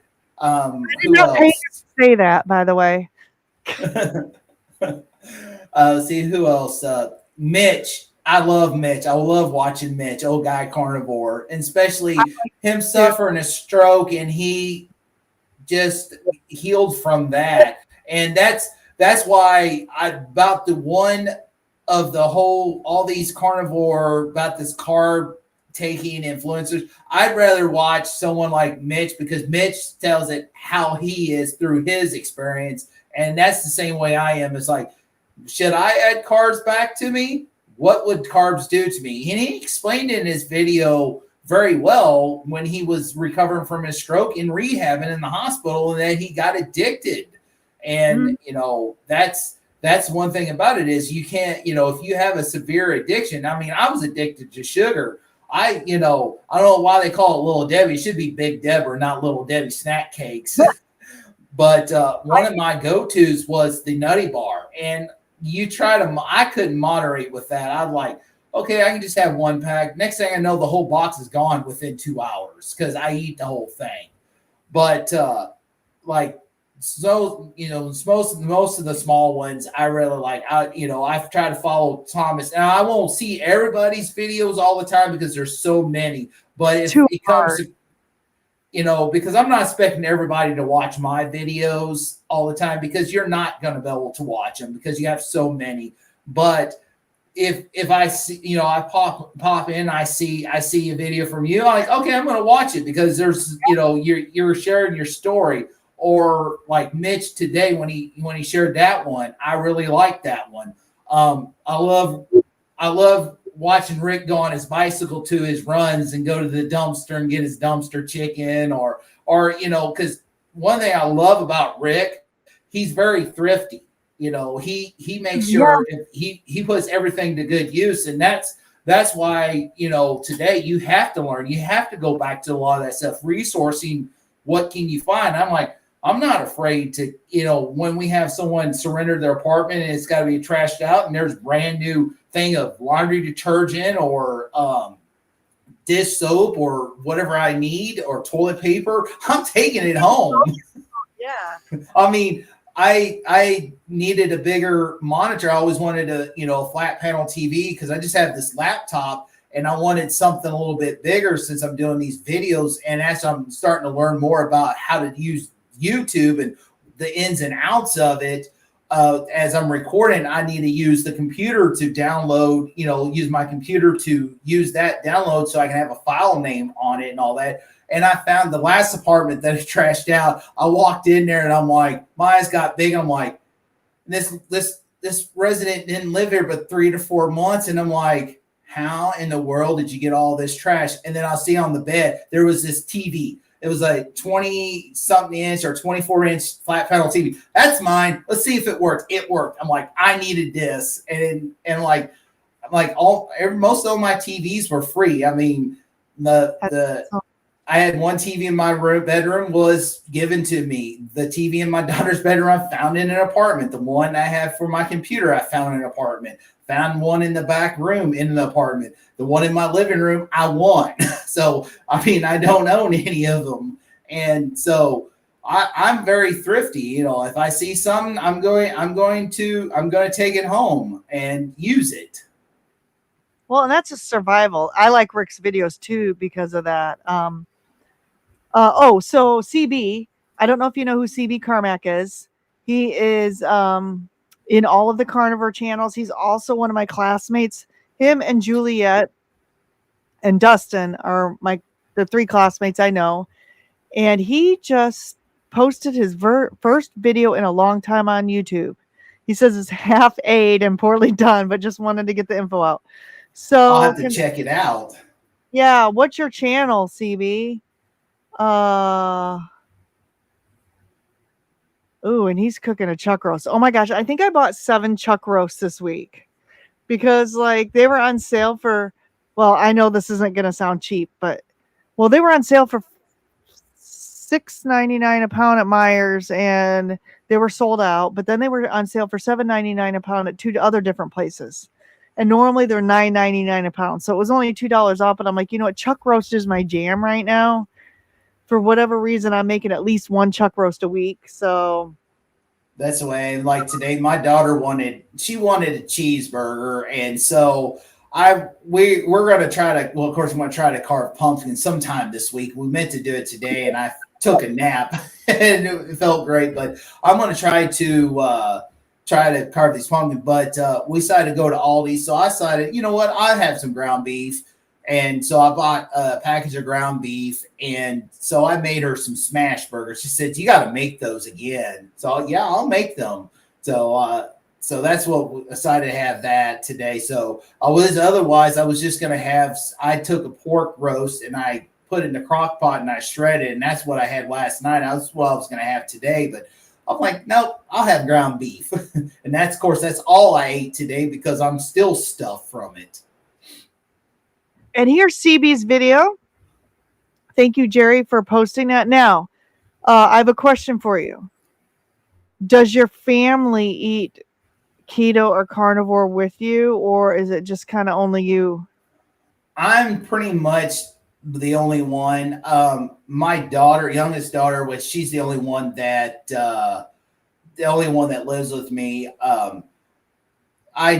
She talked about doing it and stuff, but she, with the peer pressure in high school and stuff like that, I'm not going to push it. All I want to do is be an encourager. I know my mom said, I need to do this. I need to get on because she's borderline diabetic, and she, I think she did it, but then she slipped off and she said, well, I need to get back on. I think about that. I said, Mom, why wait? Do it now. I mean, it's totally up to you. And I said, I've been on it for a year and I feel the best here than I ever have. I said, and I know I had a cousin last year that says, oh no, I heard that you can't be on that very long. I'm like, Chuck, no, that's not what that's wrong.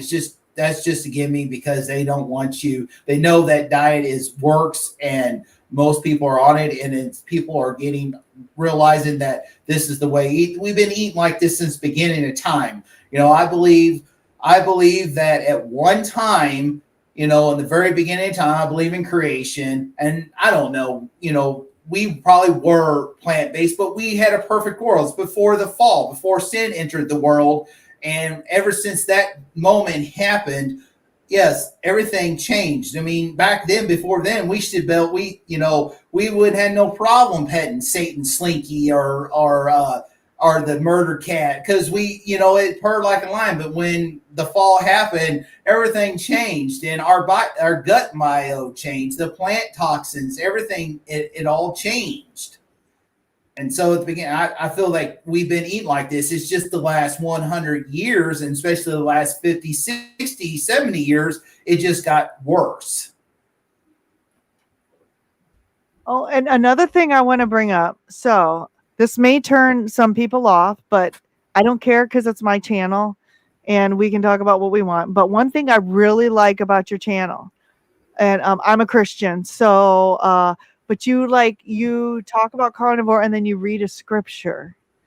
And I saw you on another channel talk about like food in the Bible and how you relate eating food back to the like, what was this one story you said about? Wasn't Cain and Abel, was it? And this one got steak and one got, was that it? Yeah, it was Cain and Abel, because I was just putting it into, simple terms. Yeah. You had the two brothers. It's, this was Adam and Eve's, offspring. This is the first Right. recorded, first recorded murder in the Bible. And, we had Abel, he was a rancher, and you had Cain, he was a crop farmer, and they wanted to give an offering to God, and Cain brought his roasted ears, and Abel wanted to have a barbecue, and so God favored Abel's offering over Cain's, because I don't care what anybody says, cooking meat over a wood fire, that aroma is the bomb, and God favored that, and it made Cain jealous. And therefore, Cain got angry, killed Abel. Yep. So I thought that was an interesting, I typically don't talk about religion on my channel because I don't know. I guess not everybody's a Christian, right? And so I don't want to make anybody uncomfortable if they don't believe, but I'm also not going to discourage that kind of talk on my channel too, because I am a Christian and I do believe it. And I believe that everybody can, come to that way of, life and believing and everything. So I thought that was really cool about your channel and very inspiring. And thank you for just putting that out there. Yeah, and with the other channel that at the end, I put scripture, because that's one thing I want to say. I'm not going to push. I believe that the Bible is God's word. I believe it is, but I also believe that there is people that will take it to the extreme. They will take it for their benefit. And the thing is, the Bible was written over 2,000, 3,000, 4 years ago, depends on what section. The Old Testament was like 3,000 to 4,000 years old. The New Testament is less than 2,000 years. But we have to rightly divide it. We have to discern it.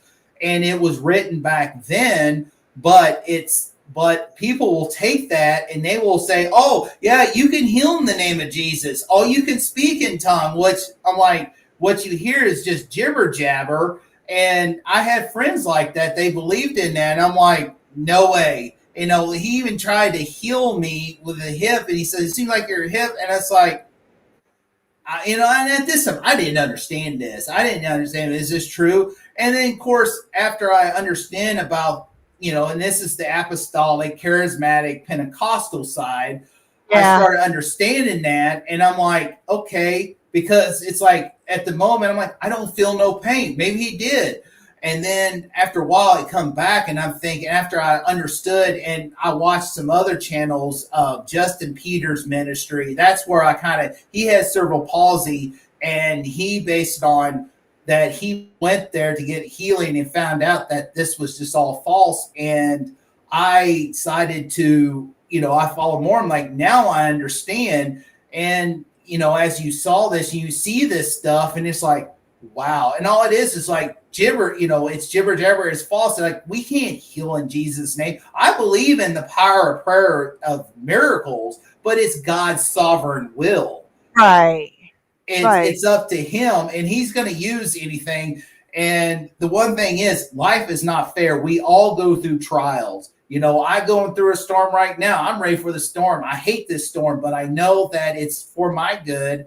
And I know that some of this storm was part of me being healthier as carnivore, and I feel that God brought it there. But I'm still not perfect. I'll admit that I'm a hypocrite. I'm not afraid to say I'm a hypocrite because yeah. I mean, yeah, nobody's perfect, and you know, we're all hypocrites. We all say one thing sometimes and do the opposite. I mean, who doesn't do that? That's a human. there's a funny Facebook reel. It was Senator John Kennedy. He's a senator for Louisiana, and there's a part. And I think he said, yeah, at 5:30 in the morning, I'm going to follow Jesus. By 10 a.m., I'm still going to follow Jesus, and I'm going to slap the hell out of somebody. You know, that's how we are. You know, we're like, okay, we're getting up. I'm going to surrender. I'm going to do all this.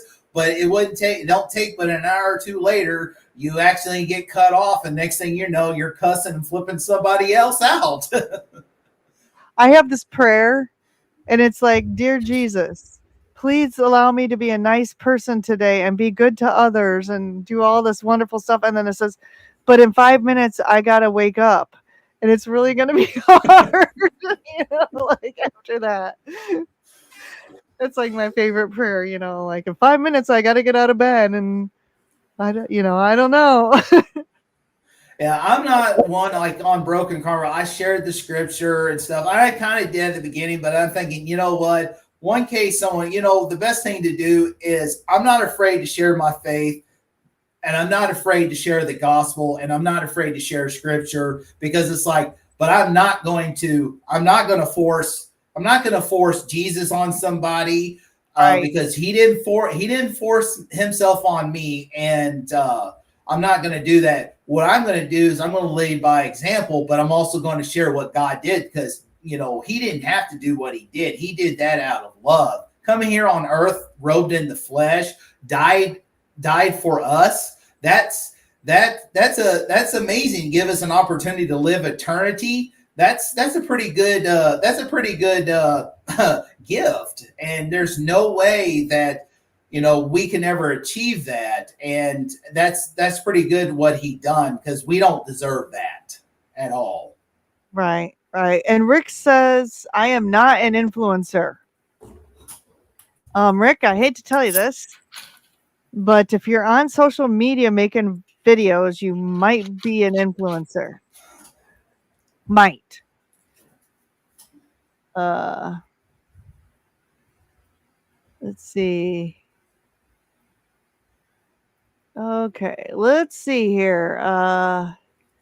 Yeah, Peter was talking about the cookies. He can't have any cookies or chocolate.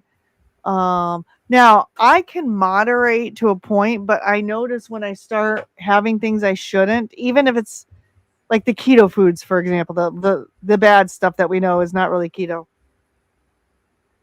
I find it becomes less hard to moderate, because it's a slippery same slope. here. That stuff is addictive. It's addictive. And Jerry says, preach it, Kelly. Yeah, and this is Bride's Biscuit says, Big Agra losing money, of course. They're going to come back and hit hard. And Lewis is in the house. Meow, he says. Meow, meow, back, Lewis. And Lewis is coming on my channel in November. I think it's like November 9th or something. Yes. Rick says Kelly has good taste in YouTubers because Rick was on that list. I think Rick's got an interesting channel too, because sometimes, like, I have been finding myself watching carnivore after carnivore after carnivore, and there's like only so much.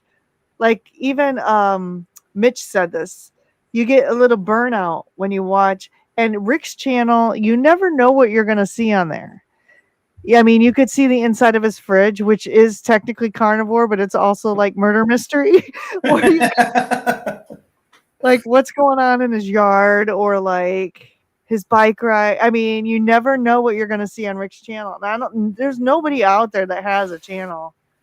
That's why I love Erin Booby Goaters. I love her. She just vlogs her daily, because she's a homesteader. I know that she has, she's a mother of what, I don't know how many children she has, but it's enjoyable. I watch much as I can of her, and she goes out and she'll feed her ducks, her chickens, and collect eggs, and then what she's eating. And I know that I think this last month or this month she was doing the 15,000, over 10,000 step challenge. Trying to get those steps in a day, and it's just amazing to watch that. And that's why I like about Rick. It throws in a variety, and that's what will give me the change. And the only reason why I'm changing, I could have rebranded Broken Carnivore and give it a new name and stuff like that, but not knowing how ins and out of YouTube and get started, and what I know now, that's why I decided I'm starting this new channel. I'm keeping the Broken Carnivore because I want that there, because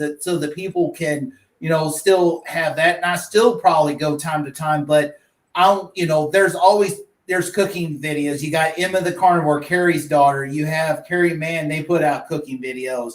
You have the Ketogenic Woman. You have Laura Smith. You have all this. And I'm like, that's why I'm like, I want to start my passion. I want to enjoy what I do. And I want to share that with everybody out there. And also to be an influencer to help people that wants to do this homesteading life or backyard in their town where they can, so they can enjoy, having chickens and gardening, whatever they want to do to be able to survive. Because as time goes, things are going to get higher and higher and higher, and something eventually is going to give. And, commodity is going to be the best. Money ain't going to be no good, but commodity is going to be our money. And what can you trade for? I need this, I got that. So that's the one thing I want to get going. Also, as time goes, I want to get my bills paid off, because one of these days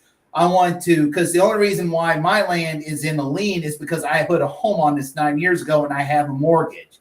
And once I get that paid off, then I'm as my mom passes on, they have the house and they deeded that over to me when something happens to them or when it passes on. I get all that over there, and I want to link the land back together. Unless my youngest daughter decides to want to live, then I might just make a deal, say, you pay the mortgage and the house is yours, and we can go from there. But other than that, my goal is so that way if times does get tough, I have a way to trade. And with my job skill, I can trade work for stuff if I can. That's what I like about it. And that's one thing I do like about Rick. It got me interested about the poop gas. And I'm like, I work where we have dog stations and we collect this dog. I'm like, if times get tough, I might have to learn how to make this methane gas thing, and I'm gonna have to take the poop home.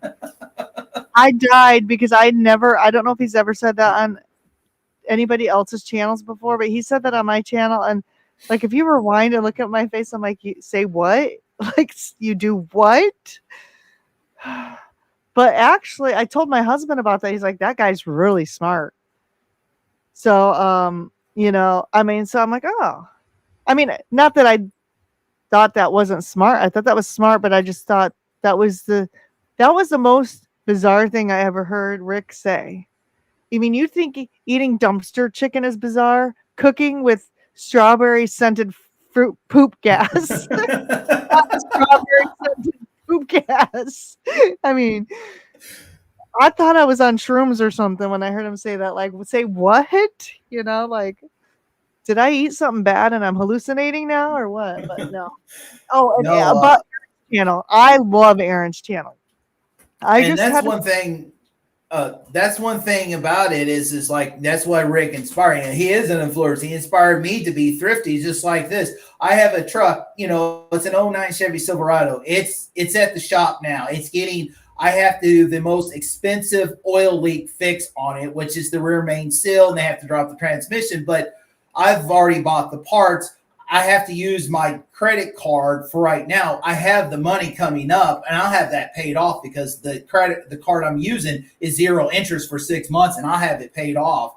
But even though my truck's at 216,000 miles on it, that truck, as long as I take care of it, it's like, why get a new one for $70,000, $8,000? I'm not going to spend for that when I can just simply spend $2,000, fix my truck, get the oil leak fixed, and I'm good to go. As long as I do the maintenance, why do that? And that's one of the things. It's like, I don't care. I love to have a new truck, but I am not paying $70, $80 to $100,000 for a vehicle. It's like, I want to get a secondary vehicle to drive back and forth, but I'm not going to go spend $20, $30, $40, $50,000 for an SUV when I can, even though if I may have to make payments, when I can get one for maybe that, 100,000 miles. And if I only pay $8,000 for it, I'd rather pay $8,000. I can pay that off quick and I'm done. It's like, why be in debt? Because that's my goal, is as I'm building this homestead, I'm also going to try to get myself out of debt, is what I'm working on. That's great. Yeah, that's a good plan. Speaking of Erin, I love this. She says, how many of us ask God to help us get better and we find carnivore? I love that. That is so true, because Bill Knott was like that. He prayed to God, and next thing you know, he was led to Carrie Mann's channel, and that's where he started it. He felt like he was dying. I don't know if you've seen his videos, but he's like, I felt inside like I was dying. And then he said he credits God to getting him to the right place, and it saved his life. I was going to mention about his channel. I catch up. I'm very busy during the day. And so I catch up on a lot of YouTube while I'm laying in bed, trying to, get ready for bed, and I watch it on my iPad, but I cannot watch her channel while I'm going to bed because of all the squawking chickens. I had to turn the volume down just slightly because, even when I am watching it during the day, because, sometimes I'm doing things while I'm watching YouTube videos, and, you'll hear squawking ducks, chickens, I don't know what they are, and they're screaming. They're like, dude, that chicken's mad at you or something. I've never heard an animal make that noise before. But her channel, a lot of fun. And I think my very first video I watched of her, she's like, oh, the lawnmower's broke. So she drags the lawnmower out into her whatever field or whatever, and she's just banging it, to get the blade off or something. I don't know what she was doing. I'm not mechanical in nature, so don't judge me for that. But Erin isn't afraid to take something out there and just hit it with a sledgehammer and try to bust it apart. I love it. She's awesome. Strong, very strong woman.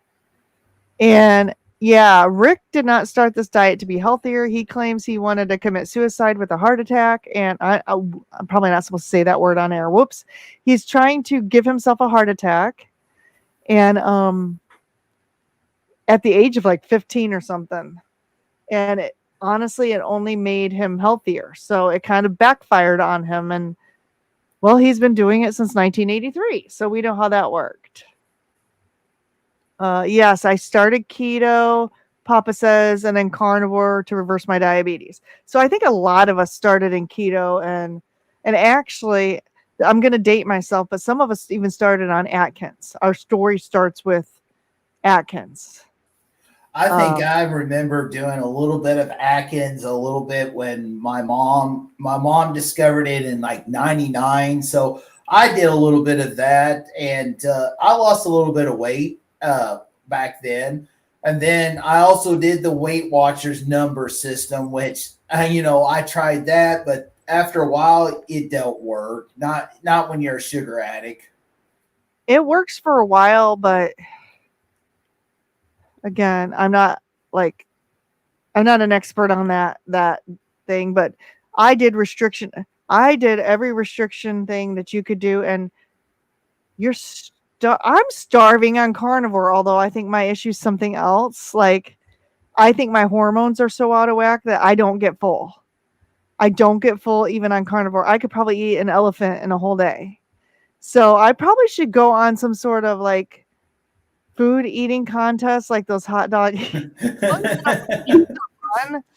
But I think I might have a shot. I think my leptin hormones and stuff are off, because when people said, oh, you eat as much as you want, up your fat. Are you having enough fat? And I'm like, well, maybe I'm not having enough fat.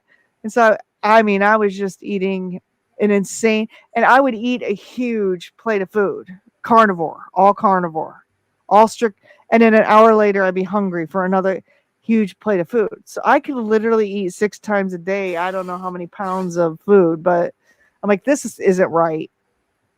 So I'm having very structured meals right now. Like I'm eating enough, but I'm not overeating, because there's another camp, and this goes down to all the influencers out there. They're like, well, you can eat too much, and they're like, well, you're not eating enough. And it's like, okay, everybody needs to figure out for themselves what works for themselves, because everyone has a different opinion. And I mean, it's good that people are putting information out there, but sometimes there's just so much information.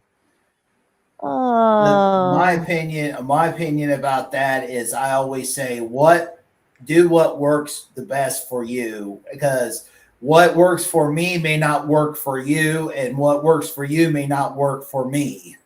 And so that's the way I believe it. Right. And everybody is healing from different things. So, and another thing is, Kelly, you do physical work every day. My husband does physical work every day. I sit in front of a computer all day.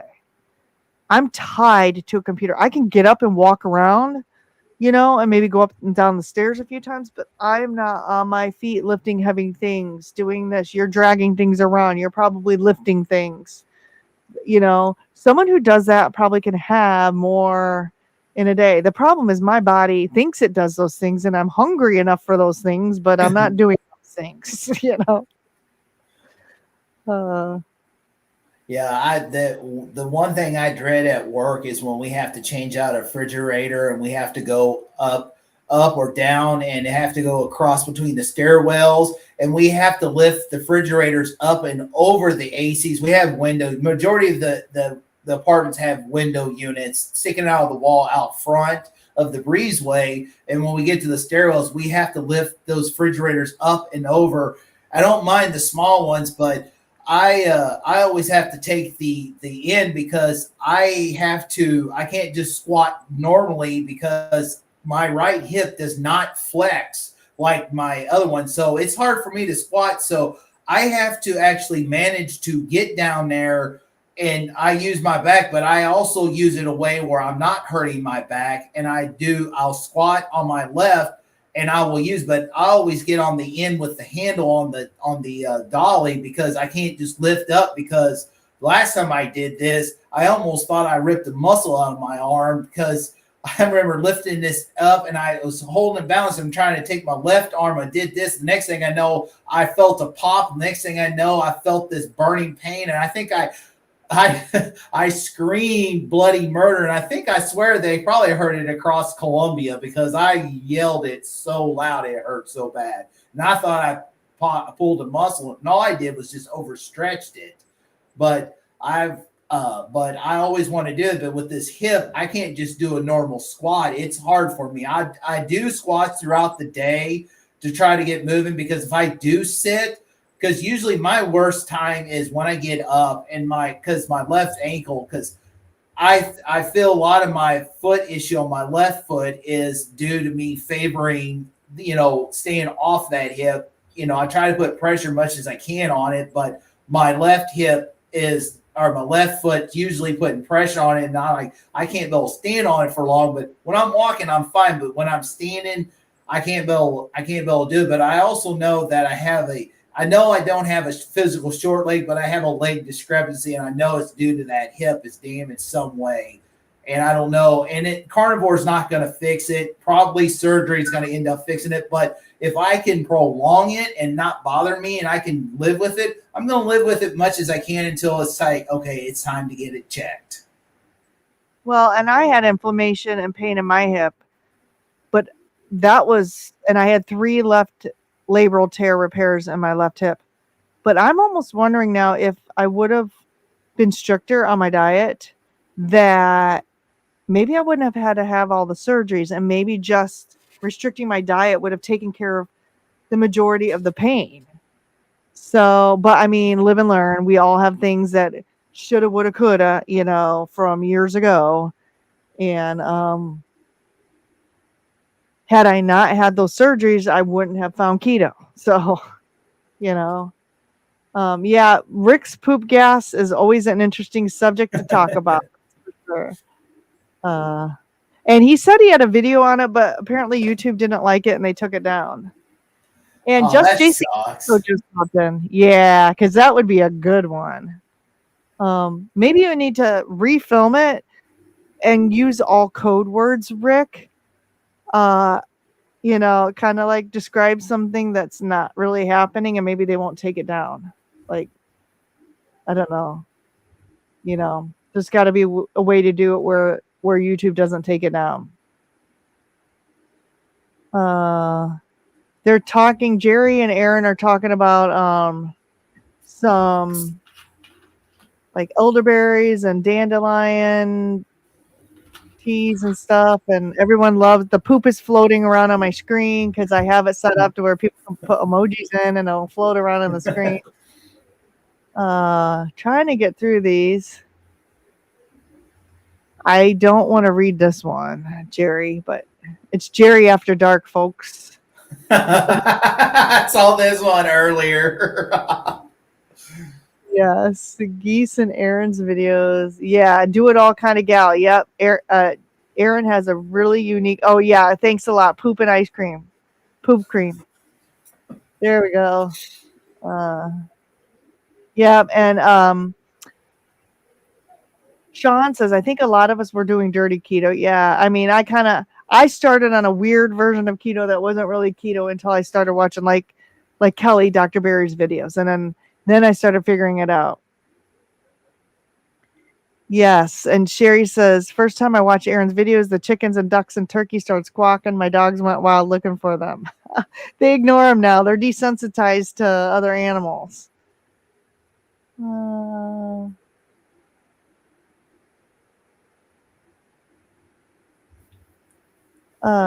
Rick says, my newest vehicle is a 1998. Nothing wrong with that. And Jerry says, that's why my next truck, if I ever have to replace this truck, I'm almost thinking about going back to an older vehicle because I trust the older vehicles over the new ones these days. Well, exactly. I should have never gotten rid of my last Honda. My new Honda is a 2018, but I found out like it's got this heads-up display in the windshield, which is really cool and futuristic because I always know the speed limit because it's right in my windshield. But if something happens to that windshield, it's like over $2,000 to replace it. Whew. Because it's got like a screen in it. Like it's got computerized stuff displaying in the screen.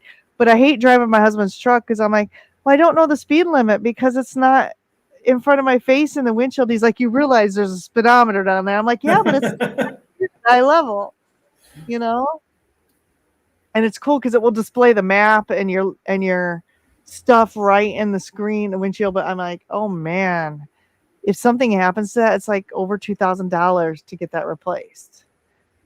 And Sherry says she still eats Atkins to a degree, but she's not a sugar addict. The carbs that caused my weight gain was potato, pasta, rice, and high carb. Yes.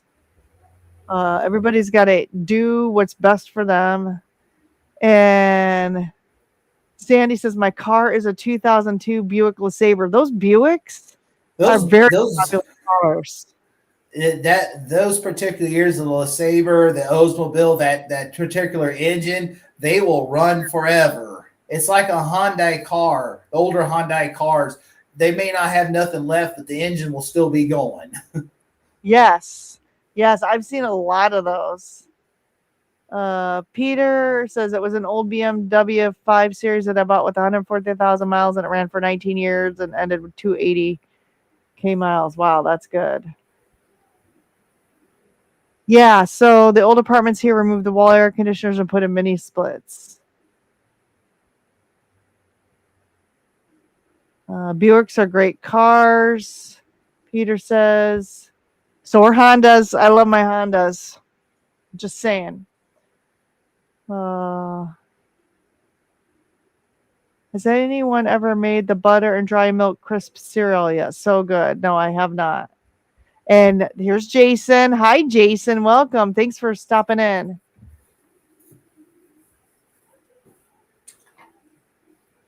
Let's see. I'm just looking for questions because we're going on 2 hours here. So I don't want to keep you too long. I also probably should go do some homework for the proper human diet course that I'm taking. This week is all about Nisha and her marketing stuff. So yeah, so thanks, Jerry. You guys noticed that when you put the emojis on, they pull it on my screen.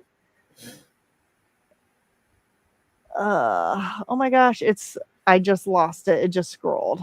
That's great. Did you have any final thoughts that you wanted to say? All I say is don't give up. If you fall off, get right back on. If you have something that you want to do, don't let anybody else tell you not to do it, because it maybe your big break. And also, no matter what, if someone tells you can't do it, don't listen to them. Do what you can, but do it smart. Yes, I think that's great advice. And Kelly, I'm probably going to wrap this up, but I would just want to thank you for coming on my channel. You are such an inspiration. And again, well, he's got 2 channels now. I pinned his main channel at the top, but we've also posted his second channel. And I'll go back to the description and put that in the description so people can come back and see this. Again, thank you so much for coming on. And anytime you want to come on, or if you said you don't really do interviews, right, on your channel?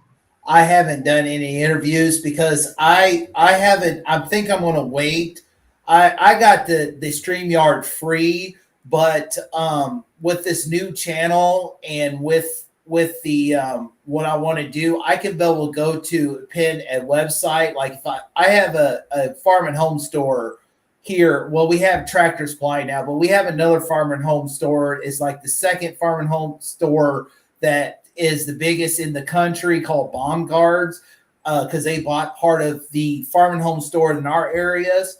And with the free one, I can't be able to be on the StreamYard, and I can record a video and show what, if I want to break down, hey, pricing fencing or gates and stuff like that. So I haven't done any of that. And the reason why I haven't done any interviewing, because I don't want to interfere. One, I have to work 8 to 4:30, and time to get home is 5:30. Tuesdays and Wednesdays is pretty much out.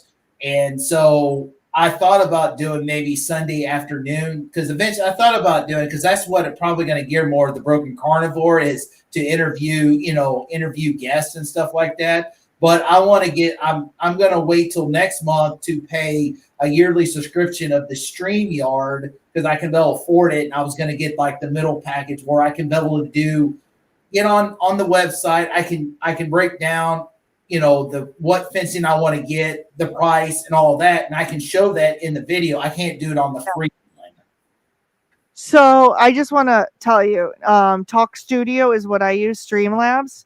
I think it's $8 a month. Much cheaper than the only thing that's not easy to do is to stream simultaneously to another person's channel. I think you can do it. It's a little technical. You have to get their stream key, the YouTube website, the stream key, and you have to plug it in ahead of time and have them set up their YouTube stream ahead of time. But I think it can be done. I just haven't found anybody capable of or wanting to do that yet.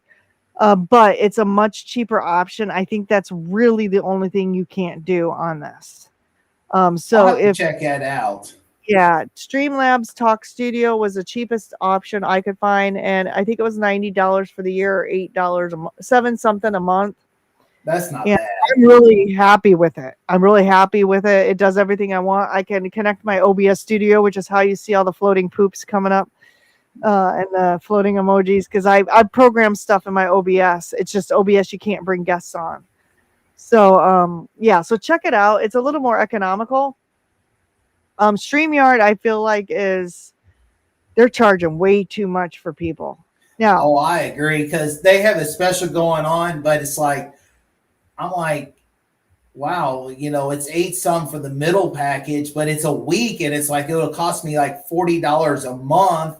And I'm like, I can't do it. But on the free one, I can't do what I need to do, where I can actually bring up a screen and I can actually pull up the Bonguard website, scroll down, and show you all as I record a video. I can't show that, but on the paid ones I can. So I'm gonna have to check into this one. I know there's another live stream called Prism. I know Aaron uses them. I think a couple other ones use them. So I'm gonna check out the cheaper options.